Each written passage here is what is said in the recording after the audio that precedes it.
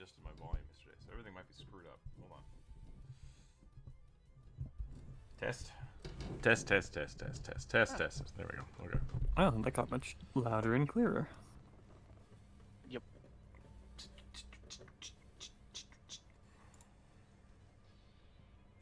I'm not sure I like this background. Let's see how it goes. I like the color. The texture throws me. It's a little poop. Either way. Welcome back, everybody. Good for drawing in red. Alright, we'll try that.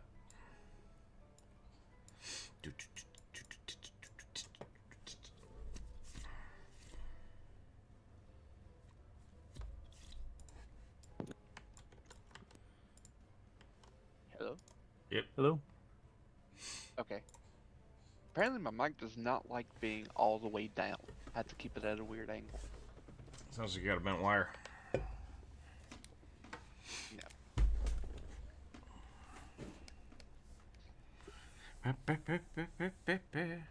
Cannon, welcome in. Just got the past political advertisements, but see it live on the YouTube. Are we getting at what political ads are we getting on YouTube?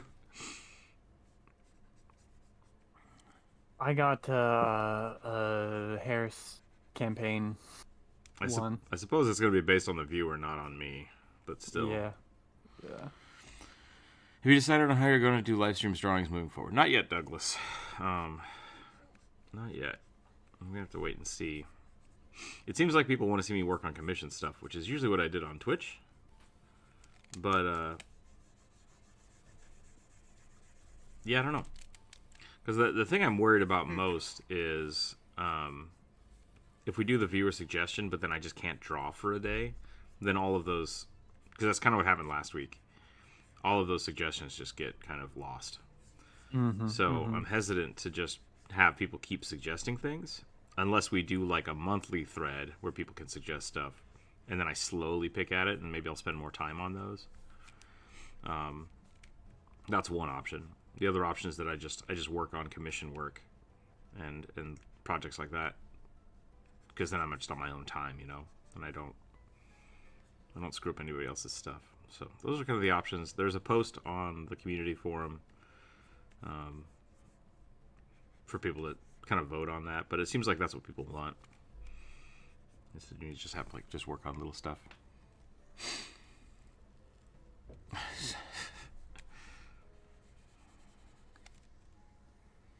Monthly sounds reasonable. Yeah, it might be something. We'll test it out. Because the big thing about the live streams is going to be that I'm going to have to be able to walk away from the screen a lot more, which I felt more comfortable doing that on Twitch because it has a little bit better of a like people can still interact with the other stuff, but if I leave on YouTube, then there's just nothing here. Yeah.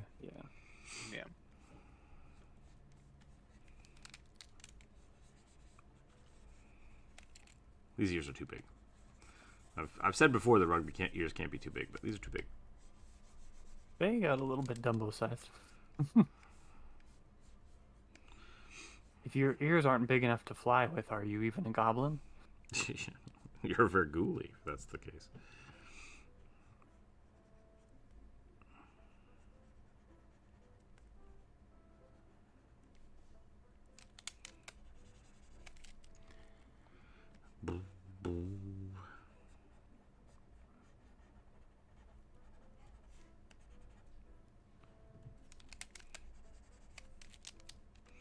My brain is not doing normal things today. Yeah, mine either. That does not bode particularly well. It's gonna be weird today, everybody. I'm not sure I have anything to talk about that isn't complaining about family, who I love, I promise, or politics, which I absolutely do not love and absolutely do not want to talk about. Yeah. I've been very... Okay. I've been very news oriented lately, and not on purpose. I've just been like I want good endorphins. Like, give me good endorphins, and then it's just nothing but clickbait hot garbage. Don't watch the news. Well, it's just my YouTube feed is mostly news stuff now. This week, that's what I'm saying. Like, I try to go to YouTube to find something to watch, and then it's just like, look at news stuff. And it's like, dang it. I don't think it's my fault because I don't think I see. No, I just watch the news because news related. Yep. Except for Vance getting dunked on by Appalachia.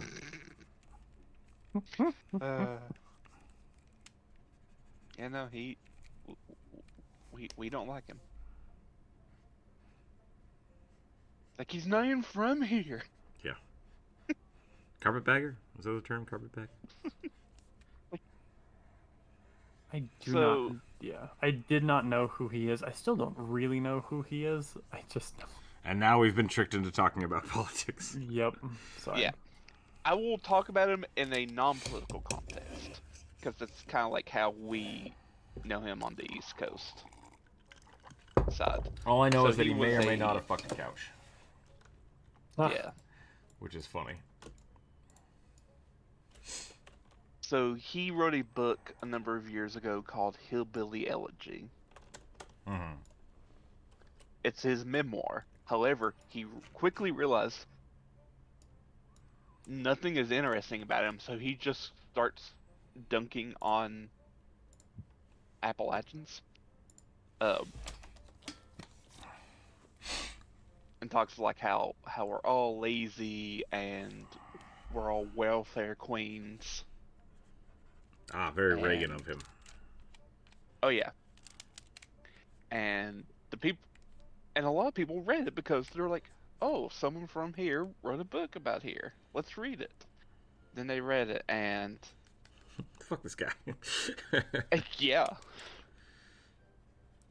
Like several local colleges put together like essays just dunking on him for like ignoring the 100 years of exploitation of the region.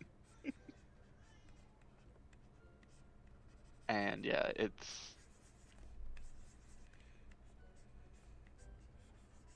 there are people thinking that might cost certain areas quickly touching on the politics because he's so disliked around here.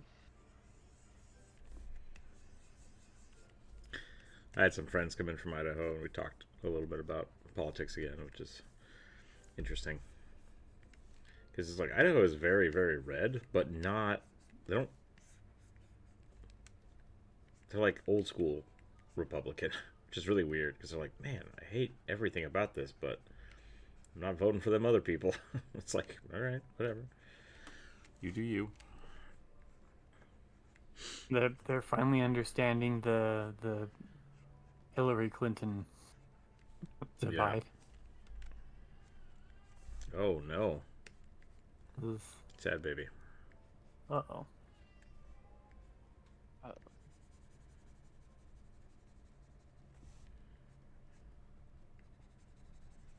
To yeah, sorry, Swashbuckler. Yeah. Swashbuckler is fun. This is a good topic. I was going to talk about weightlifting. I need to get back into weightlifting. I'm getting a lot of stuff in my feed inexplicably about that and learning about technique, which is cool, but not a easy thing to talk about for a long period of time, and not necessarily appropriate for this drawing podcast. So, Swashbuckler. Yeah, they have a new I don't know what you call them, combat style thing Oh, cool. Mm-hmm. called Rascal. Okay. Is that based around, like, dirty tricks, or is that based around thievery? Yeah, it gives you the new general feat called Dirty Trick. So Good. you get trained in thievery, which Dirty Trick is a thievery feat. Yeah. Idaho and Montana have both And, the cream like- streak. That's true. Yeah. Sorry, keep going. I read chat out loud. That was Oh, my bad. sorry. It's fine. And so, like, when you roll against their reflex DC, the target, and if you critically succeed, they're clumsy 1 until they use a interact action to end the impediment for whatever you did, which is, I touched on it last time, how it's just like, I get mechanically it's very sound, but like flavor-wise, like how do you do that for like a dragon or a large anything? I told like, and I still kick him in the nuts. Like everything's got nuts. Or eyeballs. Yeah. Yeah. And, Pocket yeah, sand. everything. But yeah, it's just eyeballs are the weak point on everything. Zelda taught me that. if it unless it doesn't have eyeballs. But yeah, it's just there are things where it's just like, like I like it. It's just it's very. Welcome in, Jonas. For my mind, it's a little hard. I think the easiest way to get around that, Corvus, is to just realize like something that shouldn't be affected by it. That's fine. Like the DM will state that, right? Like, cool, you use dirty tricks on the gibbering mouther. It does nothing. Like it's just immune to that kind of effect. I think that's totally fine. But that's on a creature basis, not a effect basis. That's why you have a GM. Yep. The GM gets to decide if something is immune to fire, not the spell you're casting. And if you have a generous GM, maybe they'll hint to you before you waste your action economy. Maybe yeah, they're very evil and they will give you the smallest hints humanly possible. Yep. Yeah, like me. That's fine by me. Okay, I'm gonna roll some dice. How are y'all doing? Been a while. Doing Hey, well. How are you, Jonas? Doing okay. We're doing okay. Could be better, could be worse. Yeah. Elliot says Idaho and Montana both have greener streaks than most Republicans. Yeah, Idaho and Montana are a lot more like Green Party or independent or like libertarian leaning, but they still lean conservative. Like it's kind of weird. Third Green Party. That's funny. Yeah. Oh yeah, absolutely. Because they're just like, I don't want other people doing dumb shit, but you don't tell me what to do. It's like, okay. I hate them drug dealing kids. Leave me and my drugs alone. Yeah. Hypocritical, but it's a thing. Oh no. Oh, okay. Swordtail, which I assume is a fish because it has once again the. I assume this is the scientific name for it. Inspired by a Koatoa hexblade warlock who fights with 2 swords. Yeah, Swordtail is, I believe, another type of cichlid. Yeah, that's my assumption here. Let's look at it. Aren't swordtails like really small? Yes, they are very tiny. Yes. I think we had one or something like it in an aquarium. Cool. Alright, we'll try this out. Jonas, would you like to draw with us today? You do not have to. Yep. I'll we can make think room? on it. Sure. Okay. No pressure. I haven't really drawn much recently. It's gonna get hot again in Finland, so I guess that's affected me. Yeah, my family from Idaho came in and they're like, how hot has it been here? And I was like, it's been like 80, 90-ish. And they're like, it was 110 yesterday. And I was like, yeah, that's different.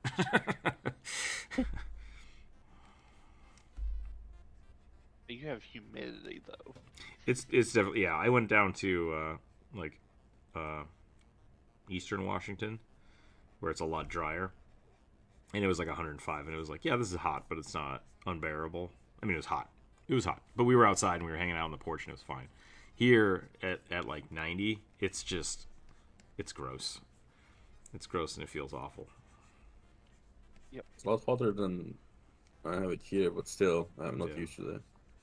Yeah. A cold land person.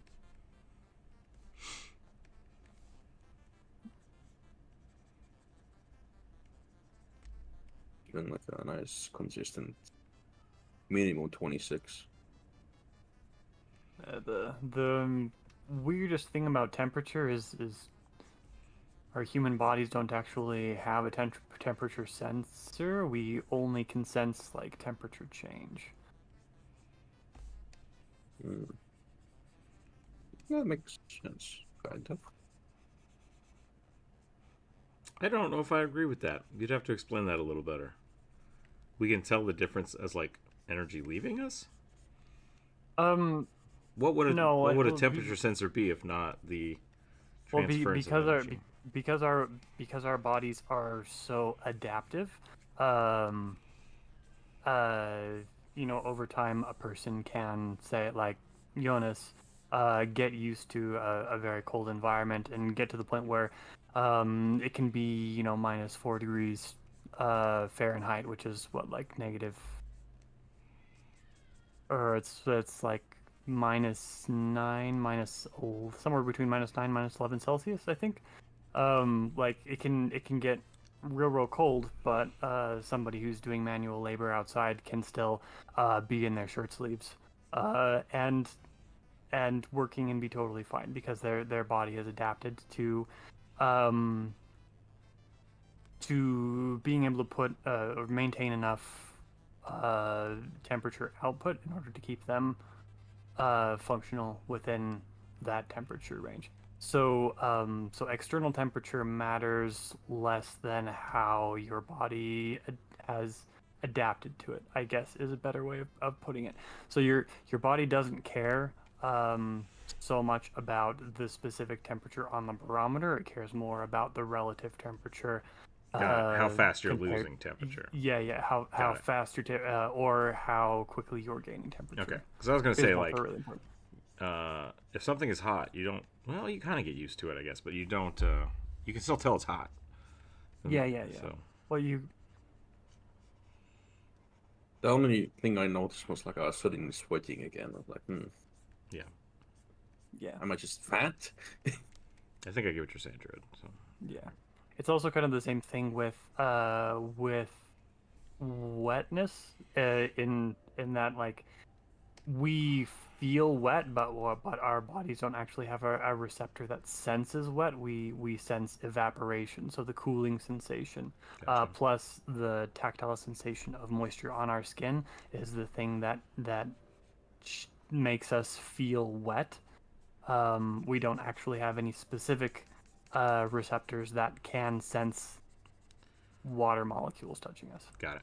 You can't tell if it's water or oil or whatever else. It's just wet. Yeah, exactly. Which is sometimes why, like, if I step on I'll step on like a penny in the bathroom and think I've stepped on cat yak because it's just like cat crap, but it's a penny because it's just like wet cold. Yep. I gotcha. Okay. Exactly. Da, da, da, da.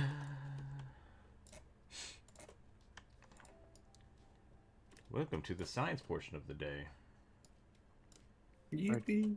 Ruid shares esoteric biology information that you don't actually need to know and probably don't care about.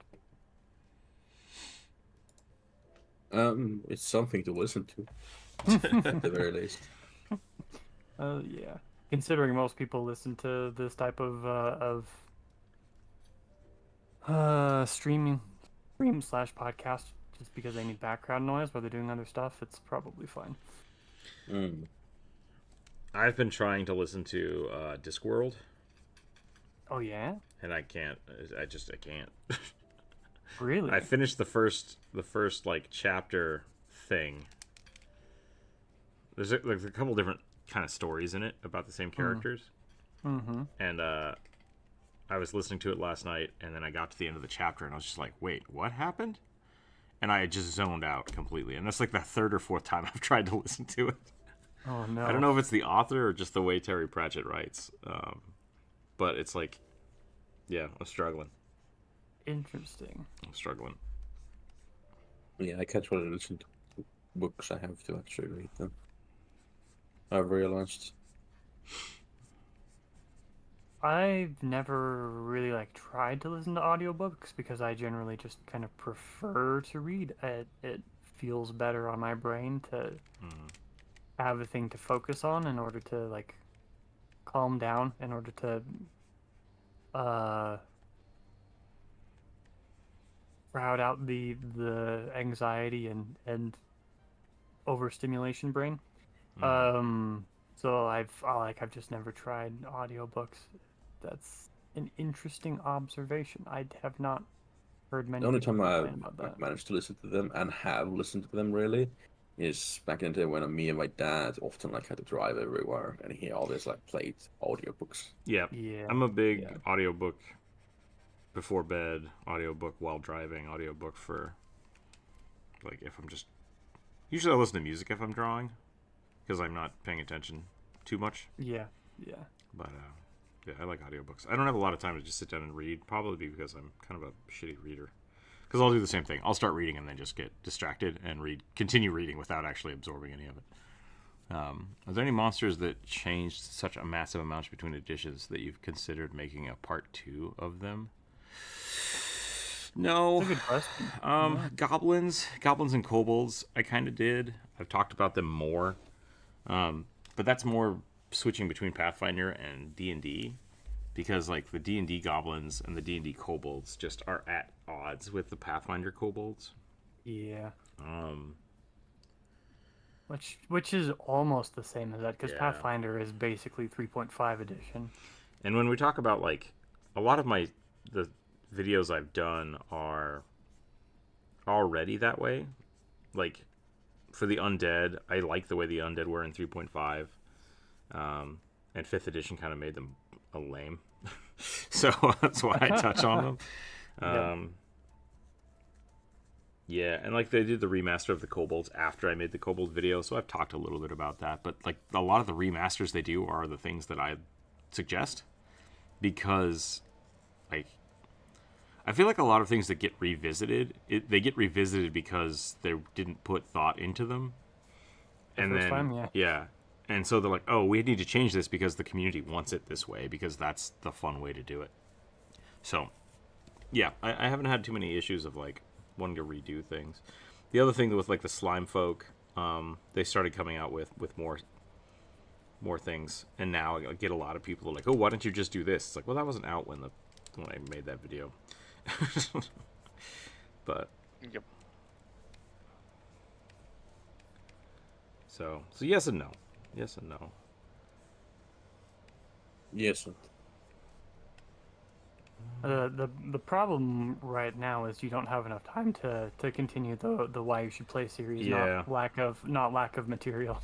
I finished up the audio and the artwork for the next one, which now I just have to put the video together, which I might try to do this weekend, just to try to get it out before the end of July. But we'll see. We'll see what happens.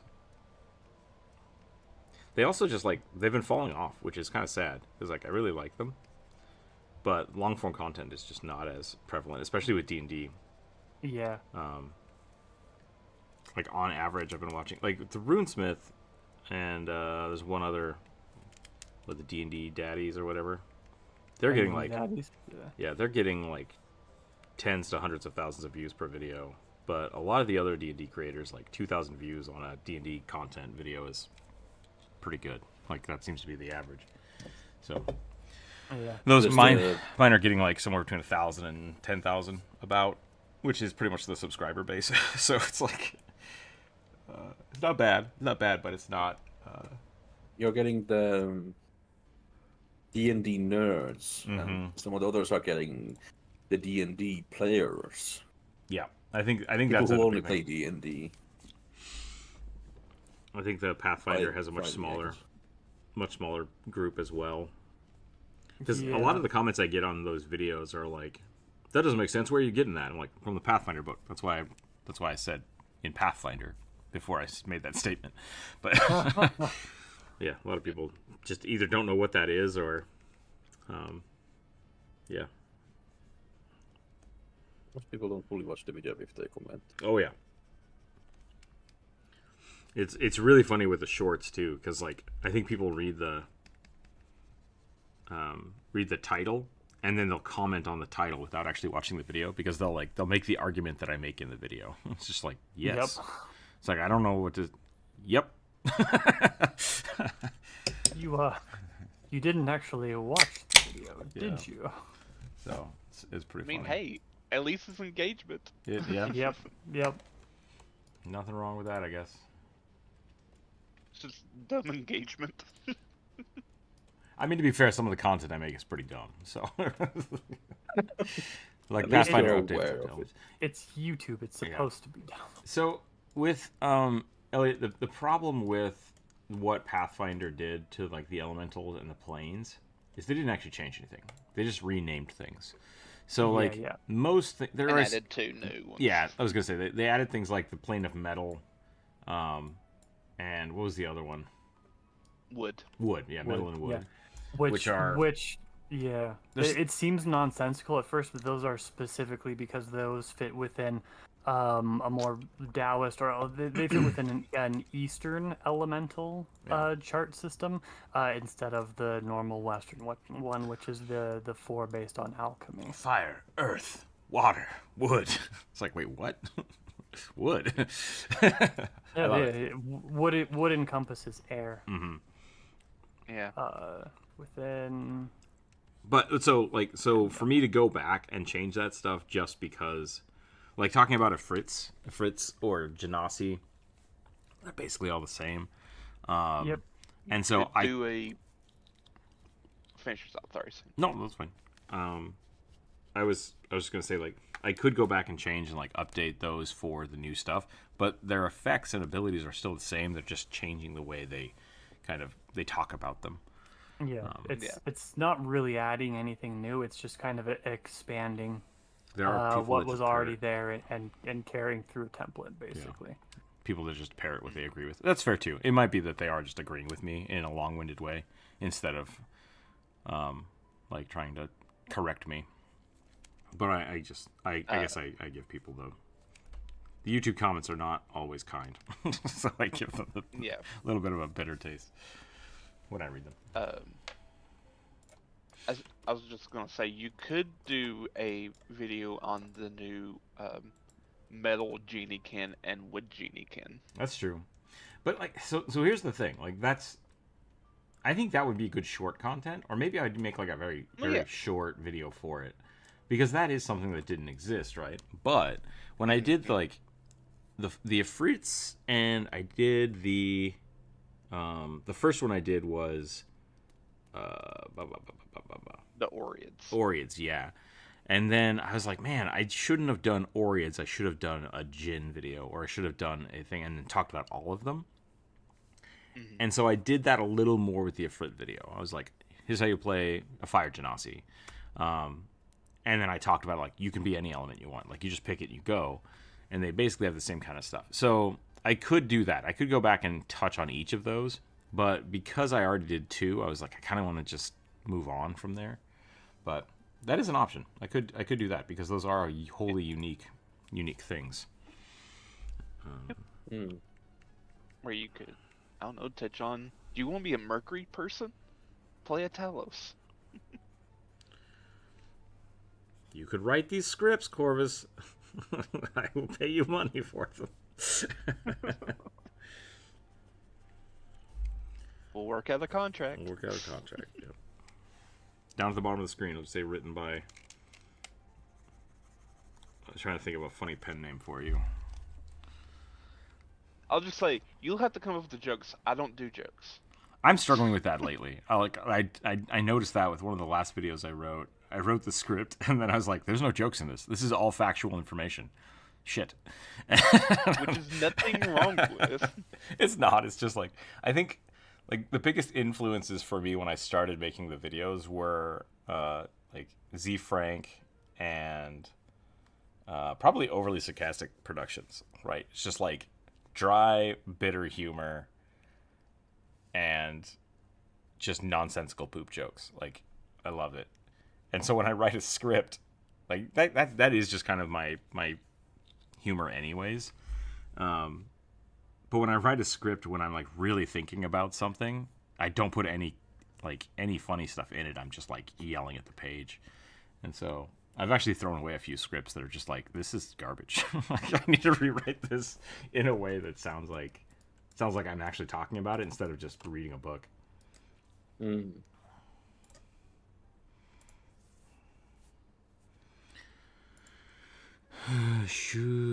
Genja class elements? Generational interactions, overcoming interactions. Oh, generating interactions. Got it. Yes. Earth goes to metal, goes to water, goes to wood. Yeah, and fire. Then fire counters metal, earth counters water, Got wood it. counters earth, and so on. It's a weird Pokemon system. style. Yeah. Okay, I think I'm done with this little Now fish where boy. they got it from? Oh yeah, When no, Julie brought it 100%. up, I was just specifically reminded of like Chinese, sword martial artist games. Yeah, the rock paper scissors all I style. thought. Myself, I forgot you were drawing a fish person. What do you I think thought it like was? this is a great little like kobold lizard person. It's great. Yeah, it does look like a gecko. Does it look like a Something gecko? that. I It was, looks like a big lizard. I was trying to give him the little like mouth. Little wah, wah, wah. You need So- to, I think you need to make the fins more finny. I could. So this is the image that I'm. Working from. I don't think it has. The image is creature too doesn't large. have enough like parts that imply it's aquatic. Well, So the fish. instead, Let me. my mind instead goes to lizard. You're not wrong. I'm not going to argue that you're like your opinions are valid. No. Your opinions No, are I wanna valid. see the- This is the fish. I want to see the reference. This is the fish I'm using. Like,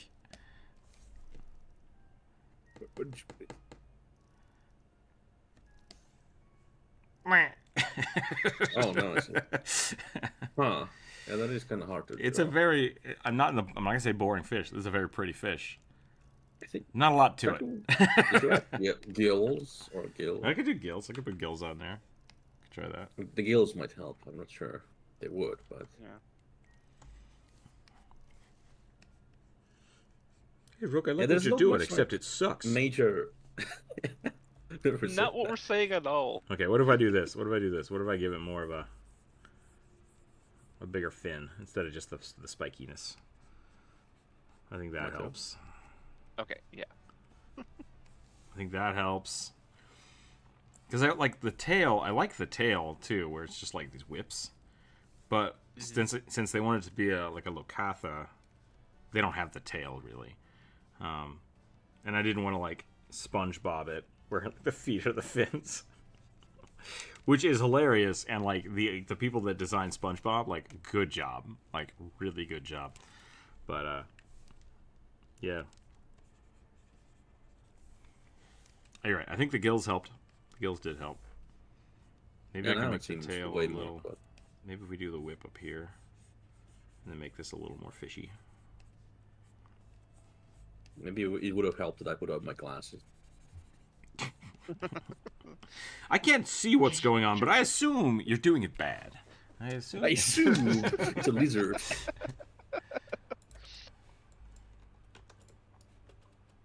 Bum, bum, bum, bum, bum, bum, bum. I think I'm about done with this. I think that was a good call. I think that did help. Adding a little bit more fin.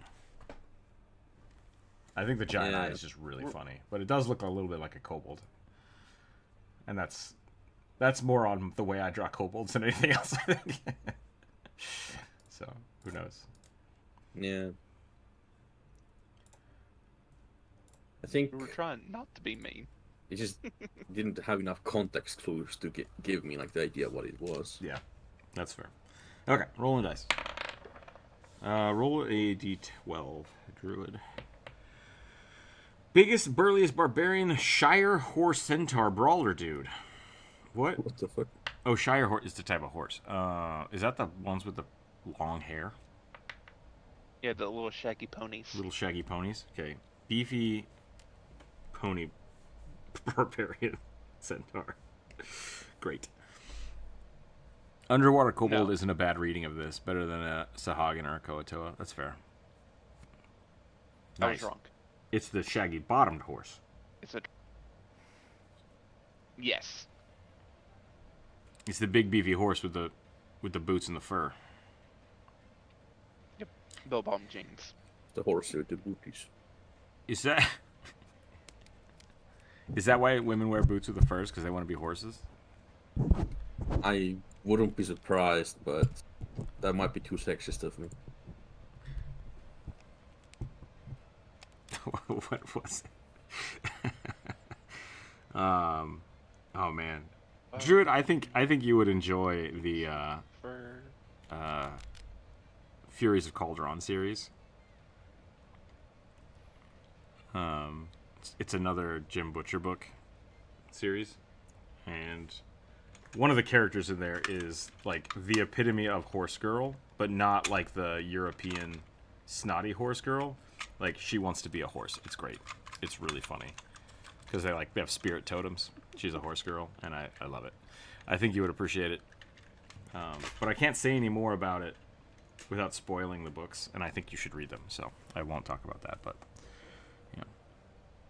and Also, a little bit. It's more like sorry, Corvus. It's more like the race of people that she is, like, take spirit bond totems, and so like her father is bonded with this giant ox creature, and so he's like huge and burly, and she's like, I want to be a part of the horse tribe, and like they all ride horses, and so yeah, it's funny. The way Jim Butcher talks about it is really, really good. Roll a 4. Okay, go ahead, Corvus. Yep. That's what I was just trying to say. I was just trying to draw attention to Druid. Oh, gotcha. Dice roll. What did he need to roll? Dragonborn Barbarian, skimpy loincloth, deadpan eyes, and horker teeth? Oh. Horker. I don't know what horker teeth are. Oh, God. Okay, hang on. Orker It's a is Skyrim thing. It's a Skyrim creature. Okay. They're essentially Skyrim walrus. Okay. I just realized that the photographer who took a picture of that horse, it is copyright Titty Paulson. Yeah, it is.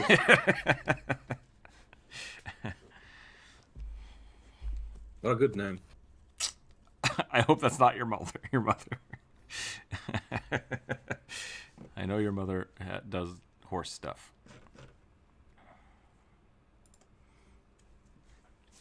Okay. Do you know what a horker looks like? I don't. I did not play Skyrim. They're ugly. I played a little bit of Skyrim, I should say, but I gave up after I killed everybody in town on accident. You punch one chicken on accident, and you have to murder a town. Not good game design. That's all I'm saying. You know, you're right. Skyrim does suck as a game, but it's also a fun game to play. Yeah. It's definitely a good game. But Promethean aren't undead. They're filled with pyros? So anything like the fire of creation? They're filled with Lope, pyros? I am not sure what you're talking... What? Where did that come from? All right. Yep. Didn't we talk about Promethean like last time? Did we?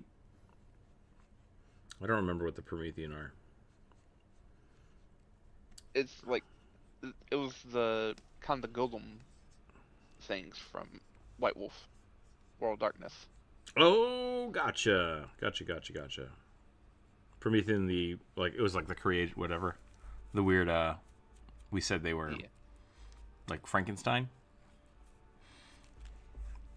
I could see. So if I said they were undead, gotcha. Yeah, Promethean degraded.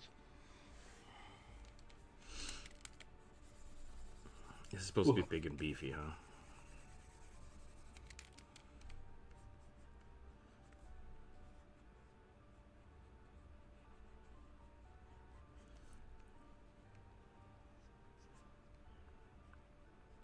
The Marat. That's what they're called in the Jim Butcher books. Sorry. Ooh. They like bond with a creature and then they gain the powers, kind of like a barbarian totem type thing. Spirit word. So the horse tribes are like lithe and super fast and yeah, kind of spirit warriors. Which is really fun. Like, I like that series as it goes because it's like it's the Roman Empire, but instead of the Roman Empire falling, they got magic, and so they just continued to exist.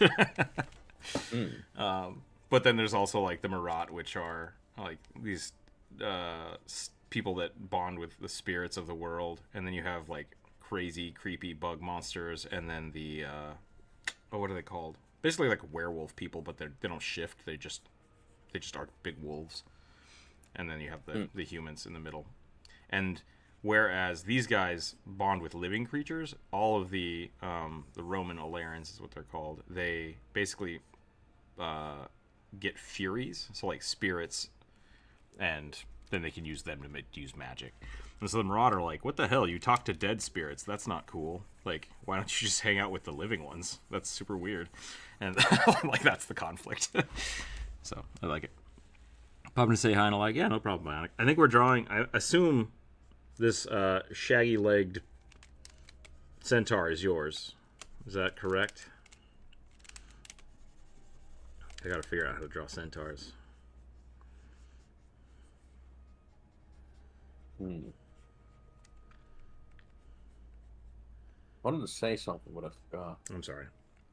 It's fine. I just got too in-depth in my Hearthstone Battlegrounds game. That'll happen.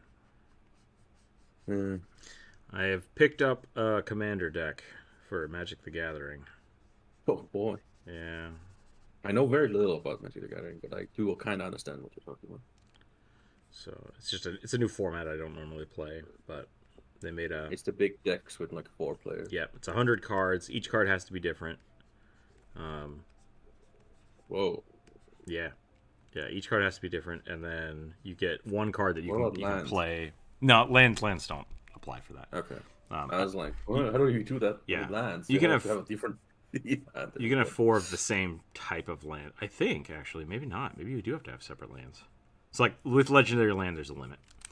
But maybe not. I will double check that. But they made a Squirrel Commander, and I'm excited for it, because I've had a Squirrel deck for like 15, 20 years now. Whenever Odyssey came out, I started making Squirrel decks. Yeah, only time I ever played like MTG is like the Arena game. Yeah. Arena was pretty good. Arena did a good job of like streamlining standard. It still exists. I play it on occasion. Unfortunately, they don't support multiplayer. I mean, like, so you can duel, but you can't do multiplayer games of like 3 to 6 people, which is what I normally do. But I like that. So. Yeah. What decks did I play? I mainly play Goblins and Green Stampedes. Nice. Yep. My Squirrel deck was a Green Stampede deck for a long time. I wanted to make an Angel deck, like a friend of mine had, but I was like, I'm too lazy for this. So. Yeah. Angel decks are mean and stupid, and I hate them, and I have one. Yeah, I played against one. I was like, this seems cool. And then they have like 7 gazillion angels, and I'm like, what do we do against this? So, like, here's the thing. Like, so Wizards of the Coast made Magic the Gathering as a, like, how do I say this? A very thematic thing. Like, when it originally came out, it was elves versus goblins versus like undead Minotaurs. No Minotaurs yet. It was goblins. So you had green was elves, you had red was goblins, black was undead, blue, which I know we have black and blue, were merfolk. And it's just all of their units are water based. Yep, and then white was I think humans. I think white was humans. Yes. There's a lot of human units I noticed on their side. And so when we started getting through here, and then they're like, okay, we need big, crazy things. And then green started getting like the worms, just huge creatures. There's like, whereas a lot of these things are all 1/1s, like 1 power, 1 toughness. Worms were 6/6s. They were meant to be huge and terrifying, and you couldn't pay for them because they're really expensive. Green had a way to ramp and like get mana to do that. Black was constantly regenerating creatures, pulling things out of graveyards, and like making giant skeletal abominations, which were like 4/4s, or summoning demons, which were 5/5s. Goblins, you didn't do that. You don't have big creatures. You just made 1,000 of them. You made 1,000 goblins. So many goblins. Yeah, you made 1,000 goblins and you murdered people. Blue didn't care about creatures, and so they would just play with your board. They would return things. Blue just counterspells your ass. And then white was the same thing. White was, let's make a bunch of people, and then we'll champion them with a 4/4 angel that has like a billion status effects. So like, and that was the thing, and it was great. And then for a while, that worked. That was the meta for the entirety of it. And then they were like, what if I made the entire deck out of angels? And it's like, that seems kind of broken. That was supposed to be like the end all be all. And they're like, no, I think it'll be fine. And then it's just, and that's how the game has just devolved over time into just complete, utter broken bullshit. So, I don't know. It's still fun. But there's a lot of bullshit cards like, oh, I see you have a 4/4 angel, and on your turn I get to make another 4/4 angel for free. It's like, that's not fair. What are you talking about? And then black does this thing where they're like, also, oh, your creature died? I get it now. It's like, what? That doesn't, you can't kill my creature and get a creature for free. That's stupid. Like, yeah, their angel deck will also increase their max HP constantly, so I couldn't ever deal enough damage to kill them. It's, the escalation of it is bananas, which is why Arena works pretty well, because it's standard. So they're constantly like flushing cards out, but their ability to maintain all of the different, they have standard, they have commander, they have legacy, and they have modern. And very often they will make a card only thinking about commander, and it will break standard, and or vice versa. And it's just like, you guys have to be more careful with this. Like, you guys need to figure out what the fuck you're doing. And that's why they've had so many cards be banned recently, because they're just, I think they're compartmentalizing their design teams, and they're not looking at the overall like health of the game. Makes me a little sad. I think the worst deck I ever played against was an ex-friend of mine had a vampire deck that had a bunch of the curses in it. Mm-hmm. So it's just like, you draw, you take 5 damage, basically. Yep. And now you gotta get rid of that card. I don't know if it exactly did that, but it felt like it. I'm trying to think. There's a name for that kind of deck, which is fun. Called Scumlords. Scumlords. Sorry, I was very salty. I refused to play with them ever again with that deck. I was like, no. Yep. My friend had a... You either make a different deck and play with me, or I'm just not playing with you. It's like something called... My friend called it the Hugs deck. But essentially you have a whole bunch of really shitty cards that you can give to any player. Or you give yourself a thing that's like, oh, on your turn you draw 1 card and lose 10 life. And it's like, that's a shitty card. No one should put that in their deck. Except you have a card that gives it to another player. And it's like, oh, that sucks. And so my friend would do that. He would just play really awful cards and then give them to other people. And it's like, this isn't fun, man. Like, this is awful. I don't know what to do about this. Most people respond to my brother's ultimate mana deck. Oh, yeah. If he's got lotuses or he's using the black card that gives you mana for every black creature in your graveyard, like, I won't play you. I just, like, it's not fun. So I assume that's either a black deck or a green deck with Lotus cards in it. But yeah, there used to be, before Magic Arena came online, there was just Magic Online, which was pretty cool because they had digital versions of all the cards, and then you could just trade people with them nonstop. It's like, that was part of the thing, is you could just go spend like $5 to get like their weird ticket thing, and then trade people and build your whole decks for like $5 and then play those. That was really fun, and that had multiplayer. It was janky as fuck because they have no idea how to build anything over there at WotC. But there was a few people that would just jump in and immediately play like the most broken cards imaginable, and it's just like, nope, and you just leave. Like, I'm not gonna facilitate this bullshit. So. That's the upside of online games. Sometimes you can just leave. Yeah. You can just concede. I don't want to reward people for doing that kind of shit. It's like, yeah, I don't know. I feel bad about like making arbitrary rules like that. But at the same time, it's just like, specifically allows them to summon Progenitus. Yeah, I've seen a couple decks like that. I think it's a green deck, late game setup. Yeah, so that's not as bad as what I'm talking about then. Because there's a lot. Green is all about that. Like, that's how they want to build the game. Like, build a lot of resources, pay for huge creatures, And Progenesis is weird because I think he uses all colors, which is really tough. You either need a stone that converts mana to it, or you just need all the different colored mana. Dinosaurs, yeah. But yeah. I love my dinosaurs. 2 of every color. Okay, yeah, that's what I thought. Like Nicobolas. Yep. He was the Nicobolas before Nicobolas was there. I just heard my phone beep, and I have no idea where that is. Hold on a second. Such a modern issue. Let me go find this.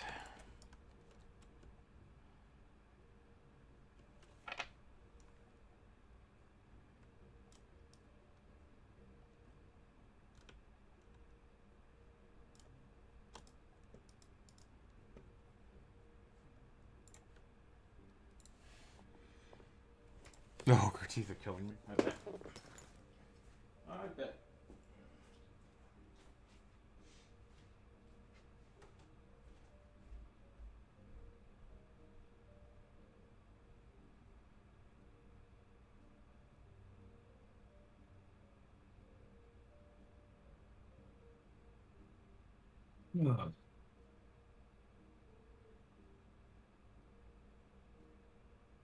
I have my hair, so I'm not sweating so much. My hair is long enough that it makes me feel really hard to sweat a lot. Where the fuck is it?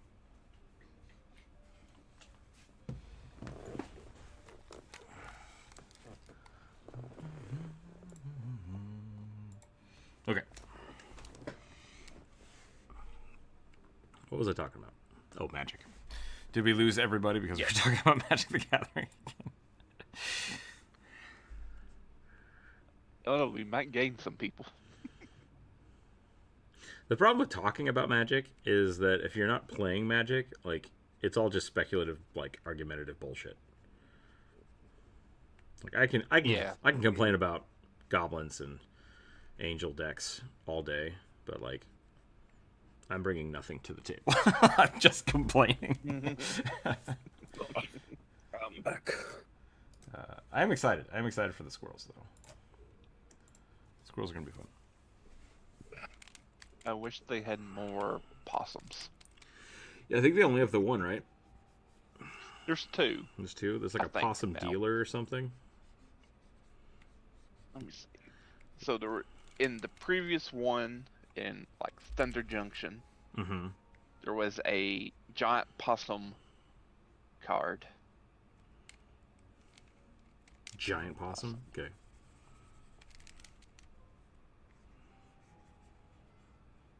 And I think in the newest one, there's like a possum wizard. Changelings and changelings of the lost are humans who get kidnapped by true fae. Okay. Primordial stuff of change and fate.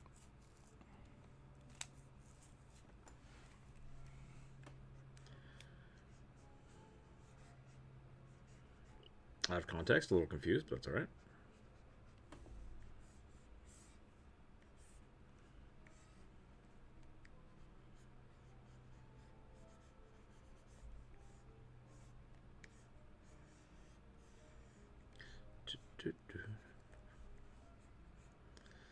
Something I'm betting that happened with second edition Pathfinder is I'm kind of assuming that the focus spells came a little late in development. I could be totally wrong, but like this is my guess is that they were getting like the classes were getting too confusing and conflicting, and they were trying to be like, oh, if you take this archetype feat, then you also gain this feature from the paladin, and then you had to keep bouncing around. So instead, they were just like, let's make all of the class abilities features, and instead of saying we have them once per day, we'll just give you a focus pool. Which I think the flexibility of the focus pool is pretty awesome, but 9 times out of 10, I have like 2 or 3 focus spells, and I use one of them. I just use the same one 3 times. And I don't know if that's good or not. Maybe I just pick bad stuff, but yeah, I don't know. I kind of dig it. I kind of dig the focus pool over just like a class feature that you use every short rest. I don't know if it would have to be like late in the development of like just the first player's guide. Because... Yeah. That's what I'm like. Not like recently, but like I assume it was a shift after the original base creation, because it feels like it's trying to simplify things. Not sure. I never did any of the play testing for Right. second edition Pathfinder, so.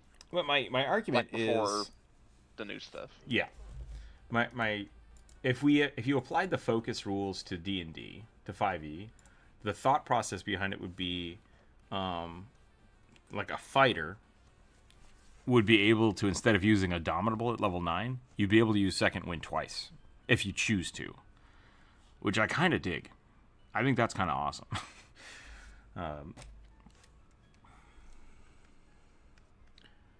Just having a resource for your class features is, I think, kind of nice.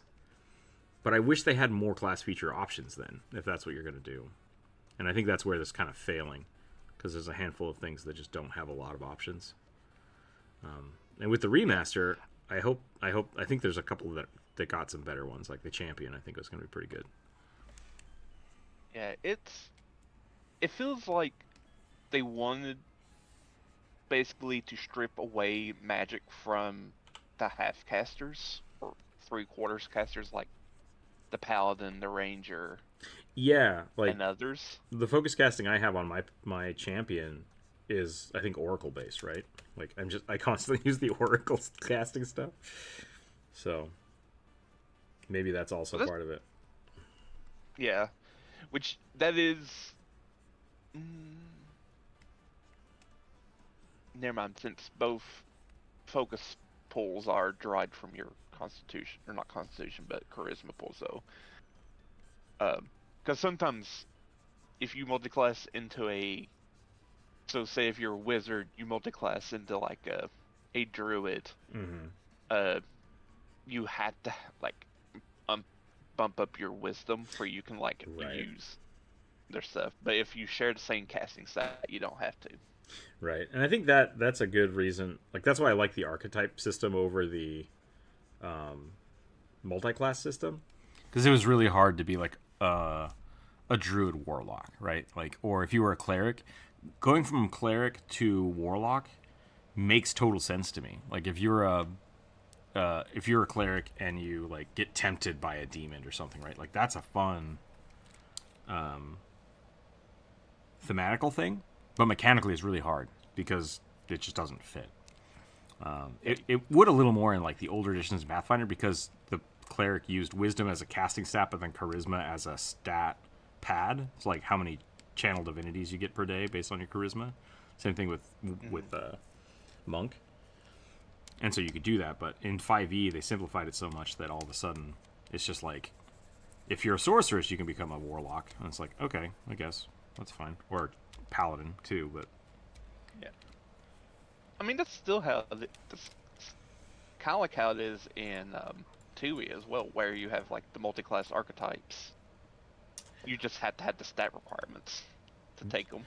I thought they were okay. Maybe I just missed that, because I thought they were, some of them are skill based, like you have to be trained in. Yes, those are for non-multi-class archetypes. Okay, gotcha. Multi-class archetypes, so like if you want to multi-class into barbarian, you have to have like so much strength and so much con for you can even take that. Gotcha. Okay, I understand now. I had not noticed that. That makes sense then, I guess. Yeah. One of the good things that I think has very much come out of the remaster is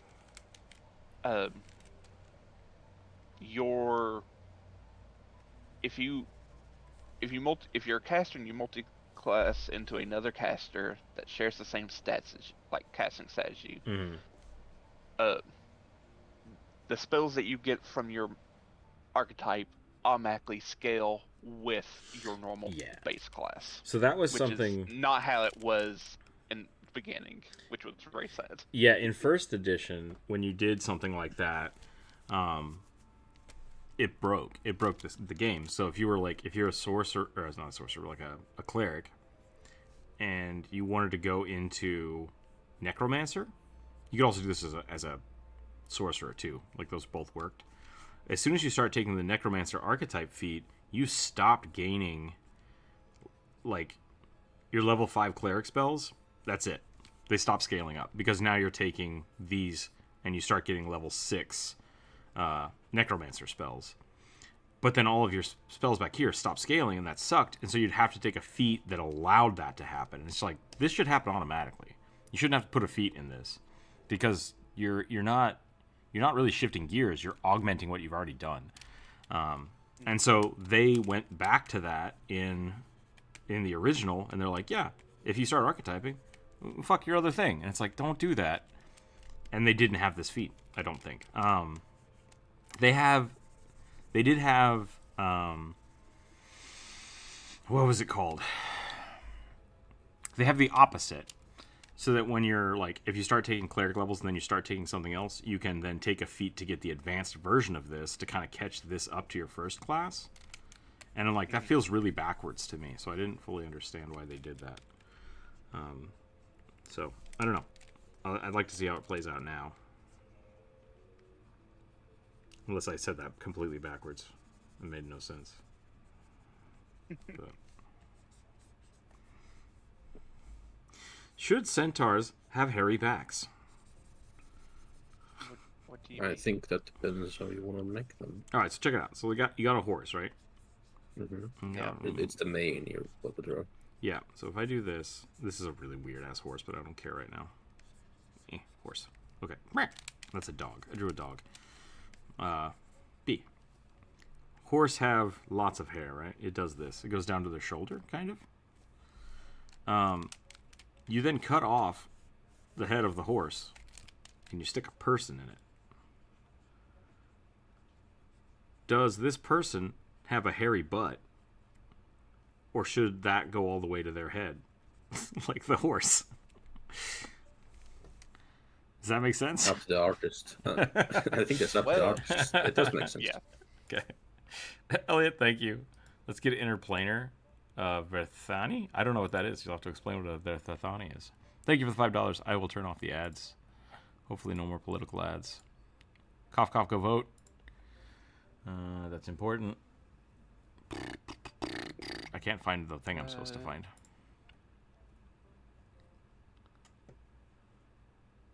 I've completely lost the YouTube. There we go. 8-foot tall humans. Oh, like Nephilim? What does that have to do with It's, interplanar? Are they aliens? They're from Starfinder. Oh, okay, cool.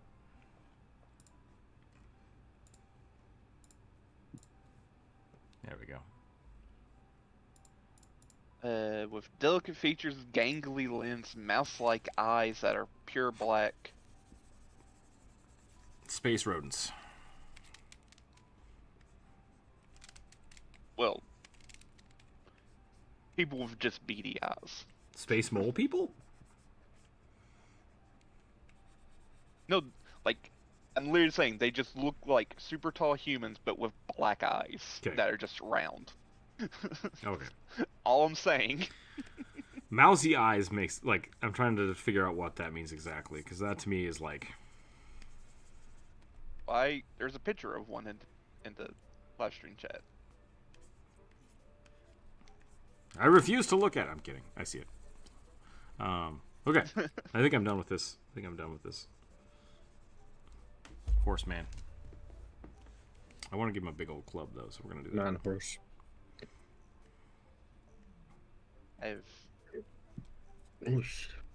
Drink is really making me burp. Holy crap. I don't know a lot about Starfinder.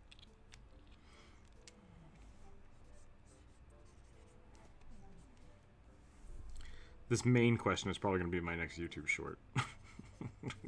Yeah, it's constant. Okay.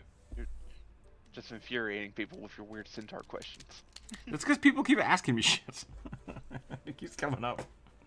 I mean, infuriating people is also content, and it might actually get you more like responses and views in the end. My response to all the center stuff is, does it matter? Does it matter to you? Okay, then implement it into your world. Yeah. Done. I think a lot of my YouTube shorts are just like, does this? Yes, it does. It's like, what the fuck are you doing? I didn't mean to cut you off, John. Sorry. I don't know if you did, but I'm not sure if I was going to say anything else anymore. I forgot. Oh, sorry. It's fine. My brain isn't like fully functioning currently, so I don't know what's wrong with me. One of those days where you're just, you're just like a,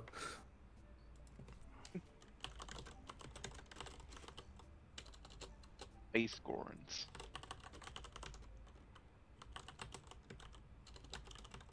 Space Gorons? Gorons. They're plant people. They're also in like normal Pathfinder, but they're also in Starfinder. Mm-hmm. Aren't the worlds like technically connected? Yeah. No, Yes. they're the same world. Same universe. I always wanted to play Starfinder, but one of my friends hates sci-fi. That's funny. In role-playing games, so I mean, he still plays my game, but it's because he doesn't want to be. He has pretty bad FOMO, so he doesn't want to be left out. What was my suggestion? I can't remember.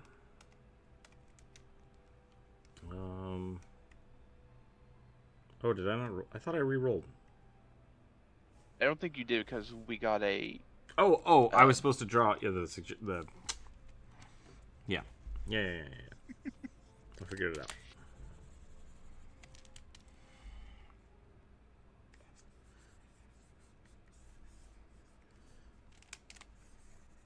Weird alien people. Yep. Tall, gangly, big round eyes. Yeah. It's like a gray alien, but humanity boinked him out of existence like the Neanderthals. Because you know that's what would happen. Well, it's partly what happened. I think grays are a option.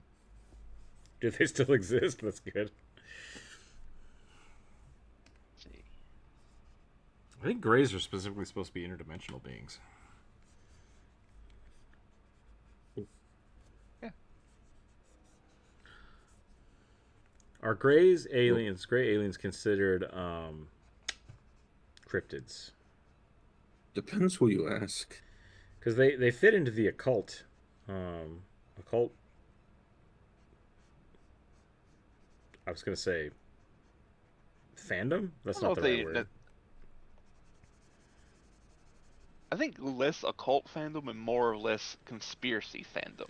Well, I hope I don't get kicked off YouTube for this, but like, Hitler was all about the gray aliens.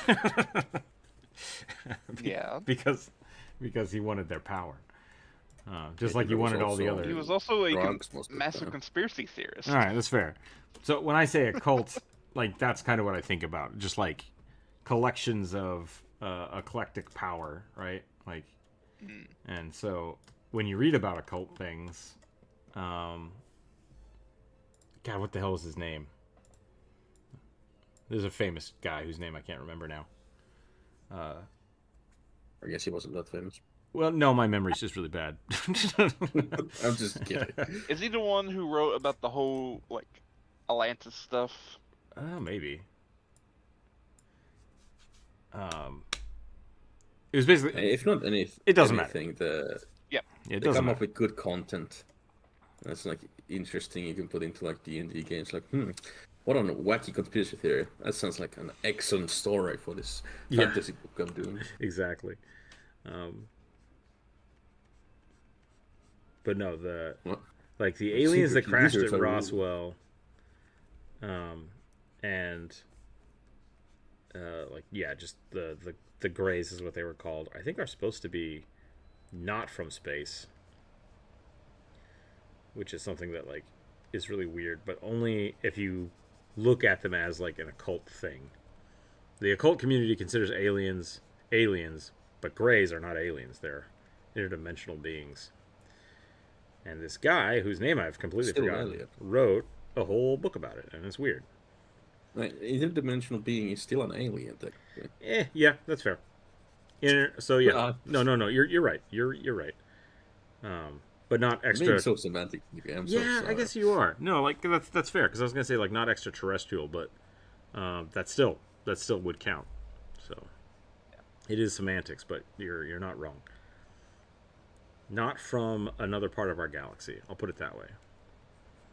Not from our realm. Yeah, they are from somewhere else. It's from a different DM's game, you know. It's like, oh, cool. I liked my DMs, Yeah. like gray aliens from the game, so I just copied them and placed them in my own game. Or if we're just going by Stargate lore, the Greys are just Asgardians. Right. Huh. I think that's the Yep. other way around, though. The Asgardians turned out to be aliens. Yep. Thor is a little tiny gray-looking alien. I guess technically more brown, but yeah, they got the typical big head, big black eyes. Man, Stargate was great. And then they put Jason Momoa in it, and it got okay, and then it got really weird. That's Yeah, fine. Atlantis was kind of hit or miss. Yeah. That was an isekai.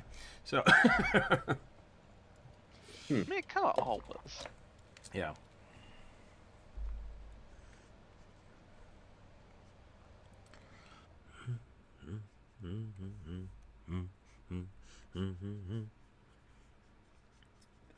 God, what the hell is that guy? That's going to bother me forever. Oh, well. Oh, that's jump rope. She'll know. I'll get a message sometime later today telling me about it Yep. from you, probably. Jump rope took a class on the supernatural and the occult in college. And so I have all of her books and stuff from that. I mean, y'all do have a cryptozoologist on staff at University of Idaho. Mm-hmm. Yeah. I mean, he's technically a primatologist, but he studies Bigfoot. There's a lot of weird people. If you work at a university, you're gonna meet a lot of weird stuff. Yeah. Well, There's a guy ouch. who is one of the leading experts in like historical piracy, working at the University of Idaho, which is nowhere near where piracy happened. Yeah, like, why? Only place that would hire him? I mean, I guess it's just interesting. Hey, at least if you like study cryptids, it's something unknown and interesting and fun. You know, those guys are having fun. At Oh least. yeah, Aleister Crowley was the name I was thinking of. Oh, did he believe in aliens? Yeah, he was. Well, yes and no. That's what I'm saying. Like, See, I just know him from like the Golden Dawn stuff, sure. So the question which is, is very just magic. if you look at Greys as coming from another dimension, but our planet, are they then aliens or are they demons? Both would amply work. I can't raid your university if they disagree with your thesis. That's fair. That's fair. Smart.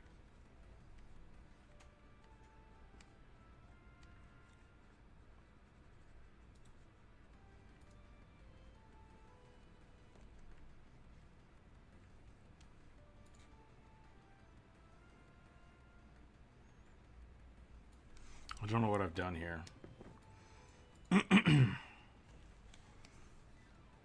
This guy doesn't feel tall enough. You've made the crazy doctor from Kim Possible. Did I?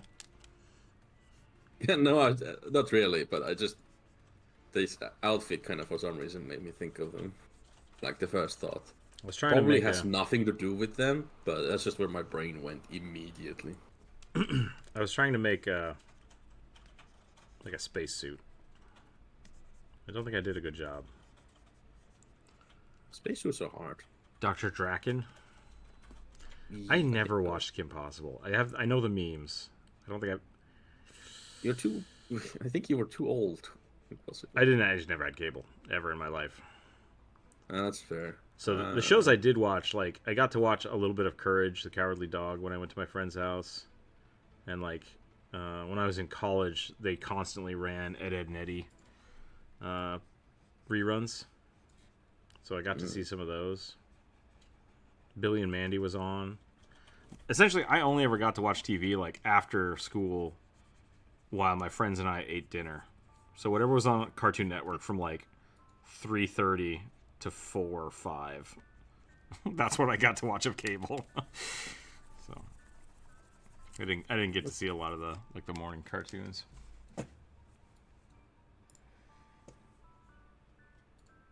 So the first depiction of a gray comes from H.G. Wells Nice. in 1895. Wait, so did you not take a history of a cult? She walked away. Okay. Yeah, history of cult, not piracy.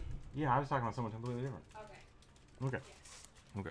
Cults and conspiracies. Jump had to correct me that her professor was specializing in Russian intelligence and military history, and I was like, no, I'm talking about. It's essentially cryptozoology. Yeah, I was talking about that. I mean, that was the class. You were on a different topic. I had a professor that made me model a pirate ship because he wanted to.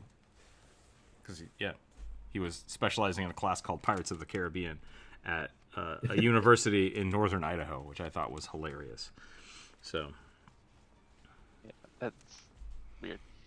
Sounds hilarious as a concept as well. Sure. I don't know why, but I find that's really funny. Piracy, man. Hey, you know what? Do what you're interested in. Yeah, Yeah, I think the especially if weirdest... he's getting paid for it. Yeah. So if I were getting paid for being a cryptozoologist, I would gladly do it. I don't know. It's like I get to research wacky stories about a big hairy man with really big feet. You know. I would love to be like a professional ghost hunter. Oh, that as well would be really fun, actually. It would be really fun, but like, to what end, you know? Yeah. That's the problem. What happens if it turns out you find an actually fucking horrifically like haunted place and you get like a demon connected to it? Then what? I always used to the Catholic mentality is you don't talk about the devil because that'll make the devil show up, and I'm like, that's great, do that. And my mom always got mad at me. She's like, no, you shouldn't do that. I'm like, if you can prove that the devil exists, if you can prove that the devil exists, or you can prove that ghosts exist, like that's one step closer to proving that God exists. You would think the Catholic Church would be all about that. They're like, no, forget all this, just have faith. I'm like, that's not fun. I want to do the research. I want to do the research. You want to be like that one guy on the Travel Channel who's like, I'm a demonologist and I hunt ghosts. And it's like, not the same thing. Not the same thing, sir. So yeah, I'm totally down for that. That being said, I feel like most ghost hunters are full of shit. So, Definitely. I still want to hear about it. As a person who believes in ghosts, yeah. Oh, 100%. No, I've seen and heard some shit that I cannot dispute, and until I figure out what that is, I cannot. I will be happily agnostic for the rest of my life. I'm totally fine with that. I will never be an atheist until I can prove something doesn't exist. But is that better? I can't tell if that's better. I always say, if I die and I get the option to become a ghost and haunt people, I will absolutely do it. Yeah. I mean, if I have the option to become a ghost, I'm gonna haunt everyone I know. They'll never escape me. I'll become a cryptid. That's an archetype in Pathfinder, 2nd edition. Ghost. Just play I as a haven't looked ghost. into it. Yeah. Excuse me. Oh my goodness. I forgot that this was supposed to be a mini sketch, and I made it a whole thing. So, whatever. I've never drawn this thing before. And well. I kind of want to see where it goes.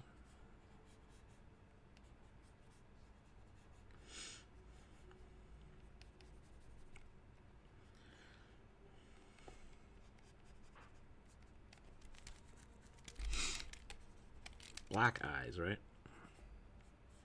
Yep.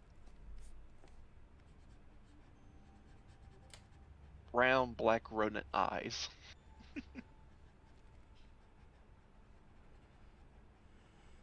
See, that to me sounds like they protrude a little bit. They kind of do. Okay.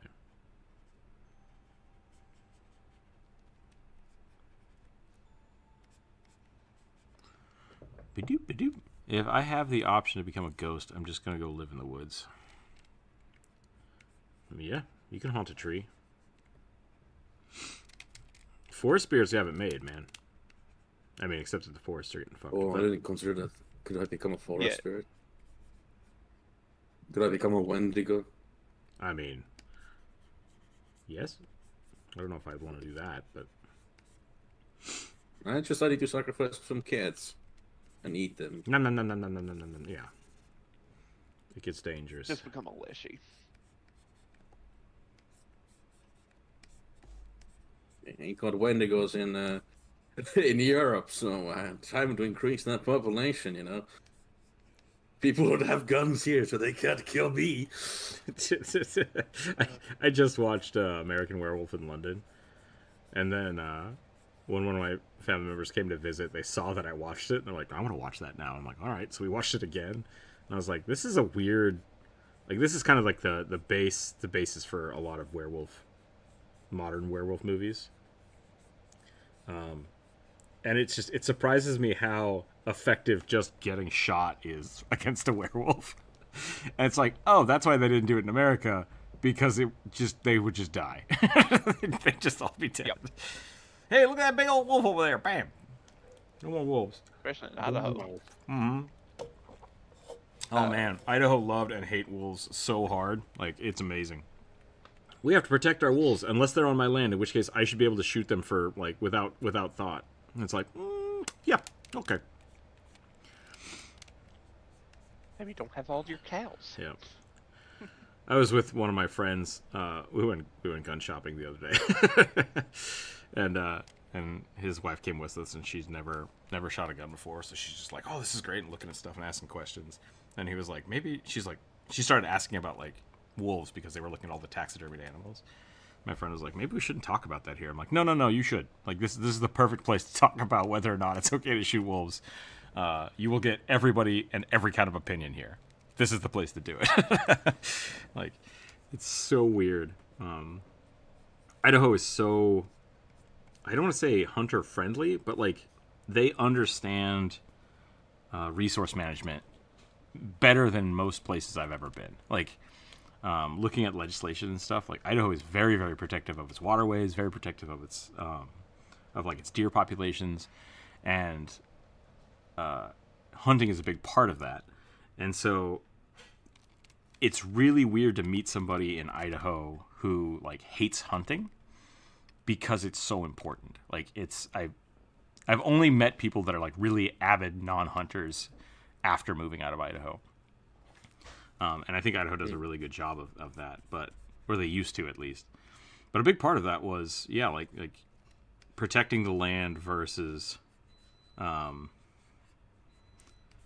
being a protector of the land. Idaho is as close to a modern America as we get to living with the land. Yeah, essentially. I feel like Alaska's probably a bit more extreme, but Alaska's a special beast. Alaska is very protected. That's kind of what I'm saying is the difference. Like, Alaska has a lot of no one can go here. Like, this is just, you just don't touch it, right? So it's a lot of protected area and protected land, where Idaho is very, you can go pretty much anywhere, but we're very selective about how and when you're allowed to use and hunt on it. So I think Idaho is very proactive, which I think is pretty cool. So if you do want to like do any hunting, like go check out Idaho's stuff. They do a good job of that, and I was always really happy about that. I'm not an avid hunter. I've never been hunting beyond like fishing. I've done fishing a lot in my life, but my family has always dealt with that because I grew up with a bunch of farmers and stuff, and so they were always very drilling it into my head, like the rules of the land and stuff, which I really liked. So that's how you should think of a druid. Druids should not always be protect, no one's allowed to touch. It's like, no, you have to actually steward the land. Like, that's important. Because we influence is out of control. We must cull. Yeah, 100%. Especially when humans are responsible for like getting rid of their primary pressure, right? Like, oops, we killed all the wolves. Now we have to be the wolves. That's our bad. Alaska is still a fur trapper mentality. The land is too hostile for them to do anything. Gotcha. Yeah. If you're gonna live here, you have to be part of the natural system. Yeah, exactly. That's a good way to think about how druids should work.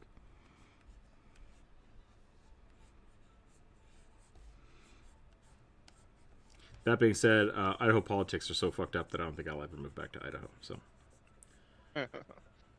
well, something radical changes. Yeah.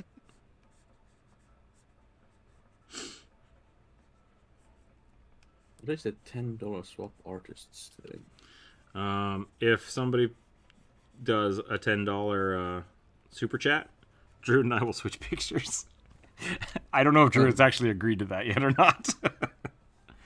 Oh, he just like set the rule in. Rinshar, welcome in. When I moved to Idaho, it took literally 2 months to get invited our whole family out hunting from a local farmer. Nice. Yeah. Yeah, I was the weird kid. In my family that I just didn't want to go hunting. Partially because it meant I had to walk around in the cold, and I was kind of a chunky kid. But also, I didn't have that. Like, deer meat's great. Oh my god, deer jerky is so good. But yeah, a lot of my cousins like bow hunt and just hunt with rifles and. Probably wouldn't be fit enough to hunt either. Still too fat. I'm fine with farming. Farming is fine. I don't need to go out and get it.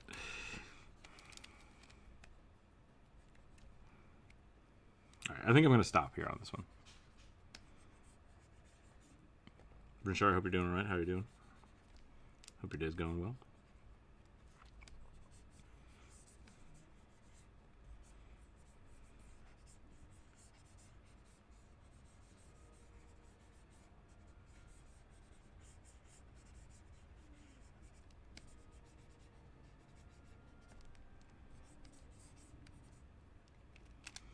Yeah, I've been fiddling with this one too long. I think I'm done. I'm going to go move on to the next one. Thank you. Doing all right? Good to hear. I don't know where we went off on that tangent. I'm sorry about that. I got distracted. It was interesting.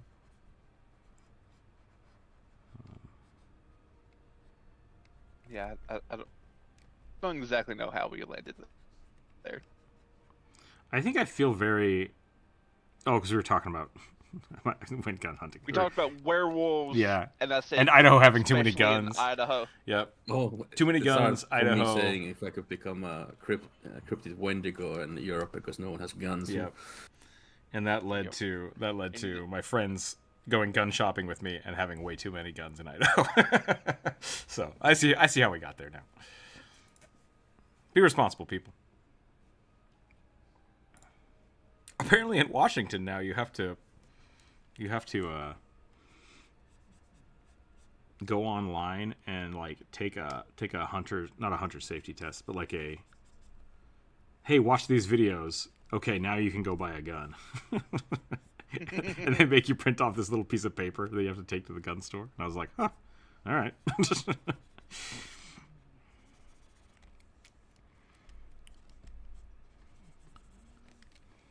Dun, dun, dun, dun, dun, dun. My liberties. How dare you require me to print something? I ain't got no printer. Oh, that is painful whenever people ask me for like physical documents. I'm like, oh fuck. Yeah, I don't have a printer. I have to go to the library. Oh god. I've recently discovered. I've always had a printer, partially because like my dad was a photocopy repairman for most of my life, at least like my younger life.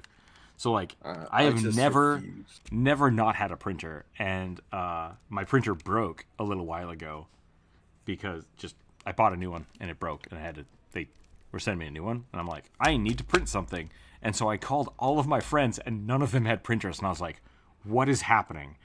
How do I don't own a microwave, and that's weird, but apparently I own a printer, and that's also weird. So it's like, I don't know. Yes. Yeah. I personally just refuse to use a printer, mainly due to the ink costs. Yeah. No, like I bought an eco tank, and I'm loving it so far. So I would highly recommend those. But yeah, I didn't realize that was a thing that people Kind of people didn't reminds have. me. My dad's workplace. Mm-hmm. Well, he owns the company, so he has this like massive like corporate printer. Yeah, big And old one. that's the only one I've ever liked using.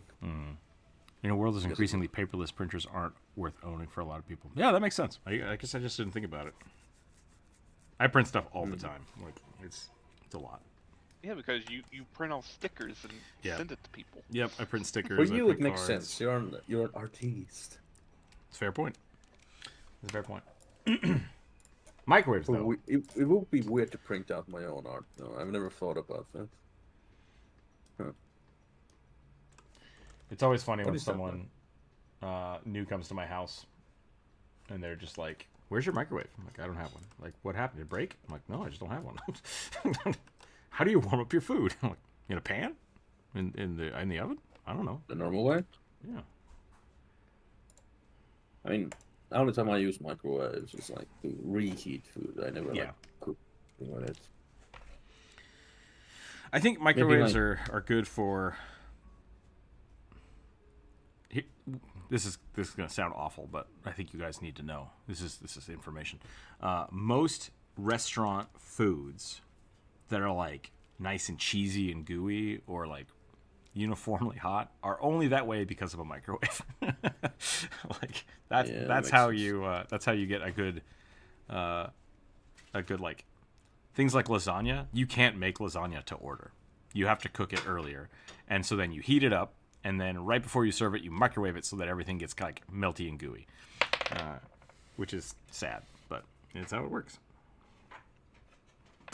It makes sense. To roll too You high. gotta make money somehow. Female human Fallout character wearing a beret, sunglasses, and a veteran ranger combat armor. I don't know Isn't what this that is. fan art? Wielding a Question scope mark? magnum. What is veteran ranger combat armor? Oh. It's not in... Is it NCR? No. I don't remember. Fallout stuff? I Got played Fallout. I'm trying to remember what that armor looked like. It's the generic like leather is it- duster with. Oh, it's the poster screen armor. Okay. Yeah. To be fair, when I found like a certain version of that armor in the game, New Vegas, I wore it all the time. Oh yeah, It was the best looking armor there was. No, unless you want. I didn't find anything better. Fallout New Vegas is the only Fallout game I've actually played through. Vegas was good. Yeah, I didn't buy it. I got it through other means? Question mark.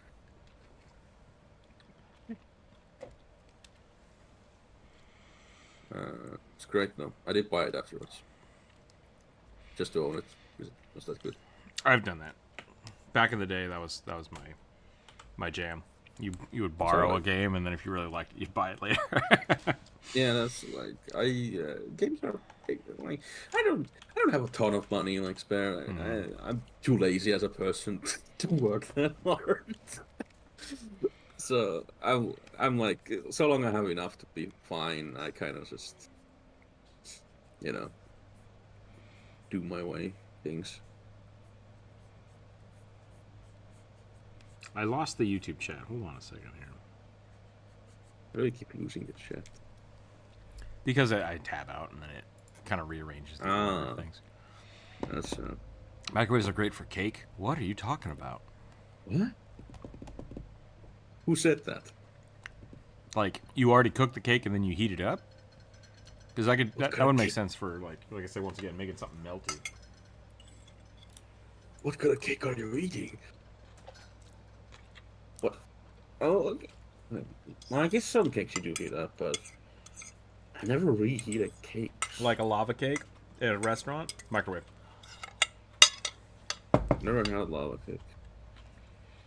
I think. I don't know.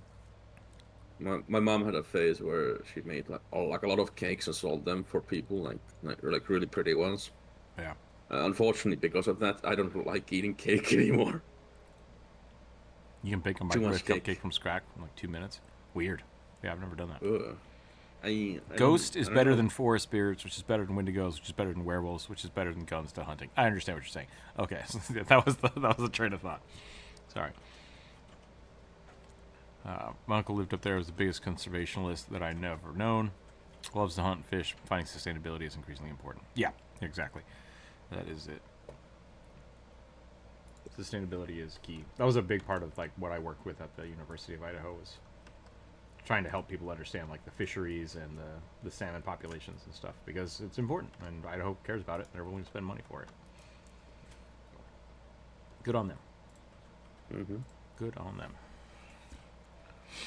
Okay, so here's the problem. If you take the Fallout armor and put it on somebody and want this specific armor, they're not going to look like a lady. So I'm going to have to figure that out. A beret and sunglasses. Yeah, okay, beret and sunglasses. We can draw a lady with a beret and sunglasses and just put her in this armor. I guess the Fallout show has been really influential. Yeah. It was good. I liked the watched Fallout it. show. I watched it as well. It was really good. I actually really liked it. My favorite character is the ghoul by far. Yeah. They did a good job with him. He's such an ass, but I like him. They kind of screwed up the ghoulification process and then didn't explain it. Like, I'm still very confused about that. Like, comparing the show to the game lore, I still don't understand. But it worked. Like, I think it told the story well and added some fun elements to it. But Ghouls are weird, anyways. Yeah. You get nuked to become immortal. Wow. right? Yeah. It's like, I feel like there's something else going on there. Man, Corvus, if did I you could watch get- the? Did you? Sorry, I wanted to pivot real quick. No, go ahead. I already forgot what I was gonna say. I saw that someone, I think it was, I don't remember who it was. They were talking about the Dragon Blood new heritage. Basically, they're either adding or changing half dragons in second edition. And I didn't get to watch that video yet, but I'm kind of interested in seeing if they're just adding heritage things or what. Were ghouls from FEV in the game? I can't remember. Was FEV the drugs?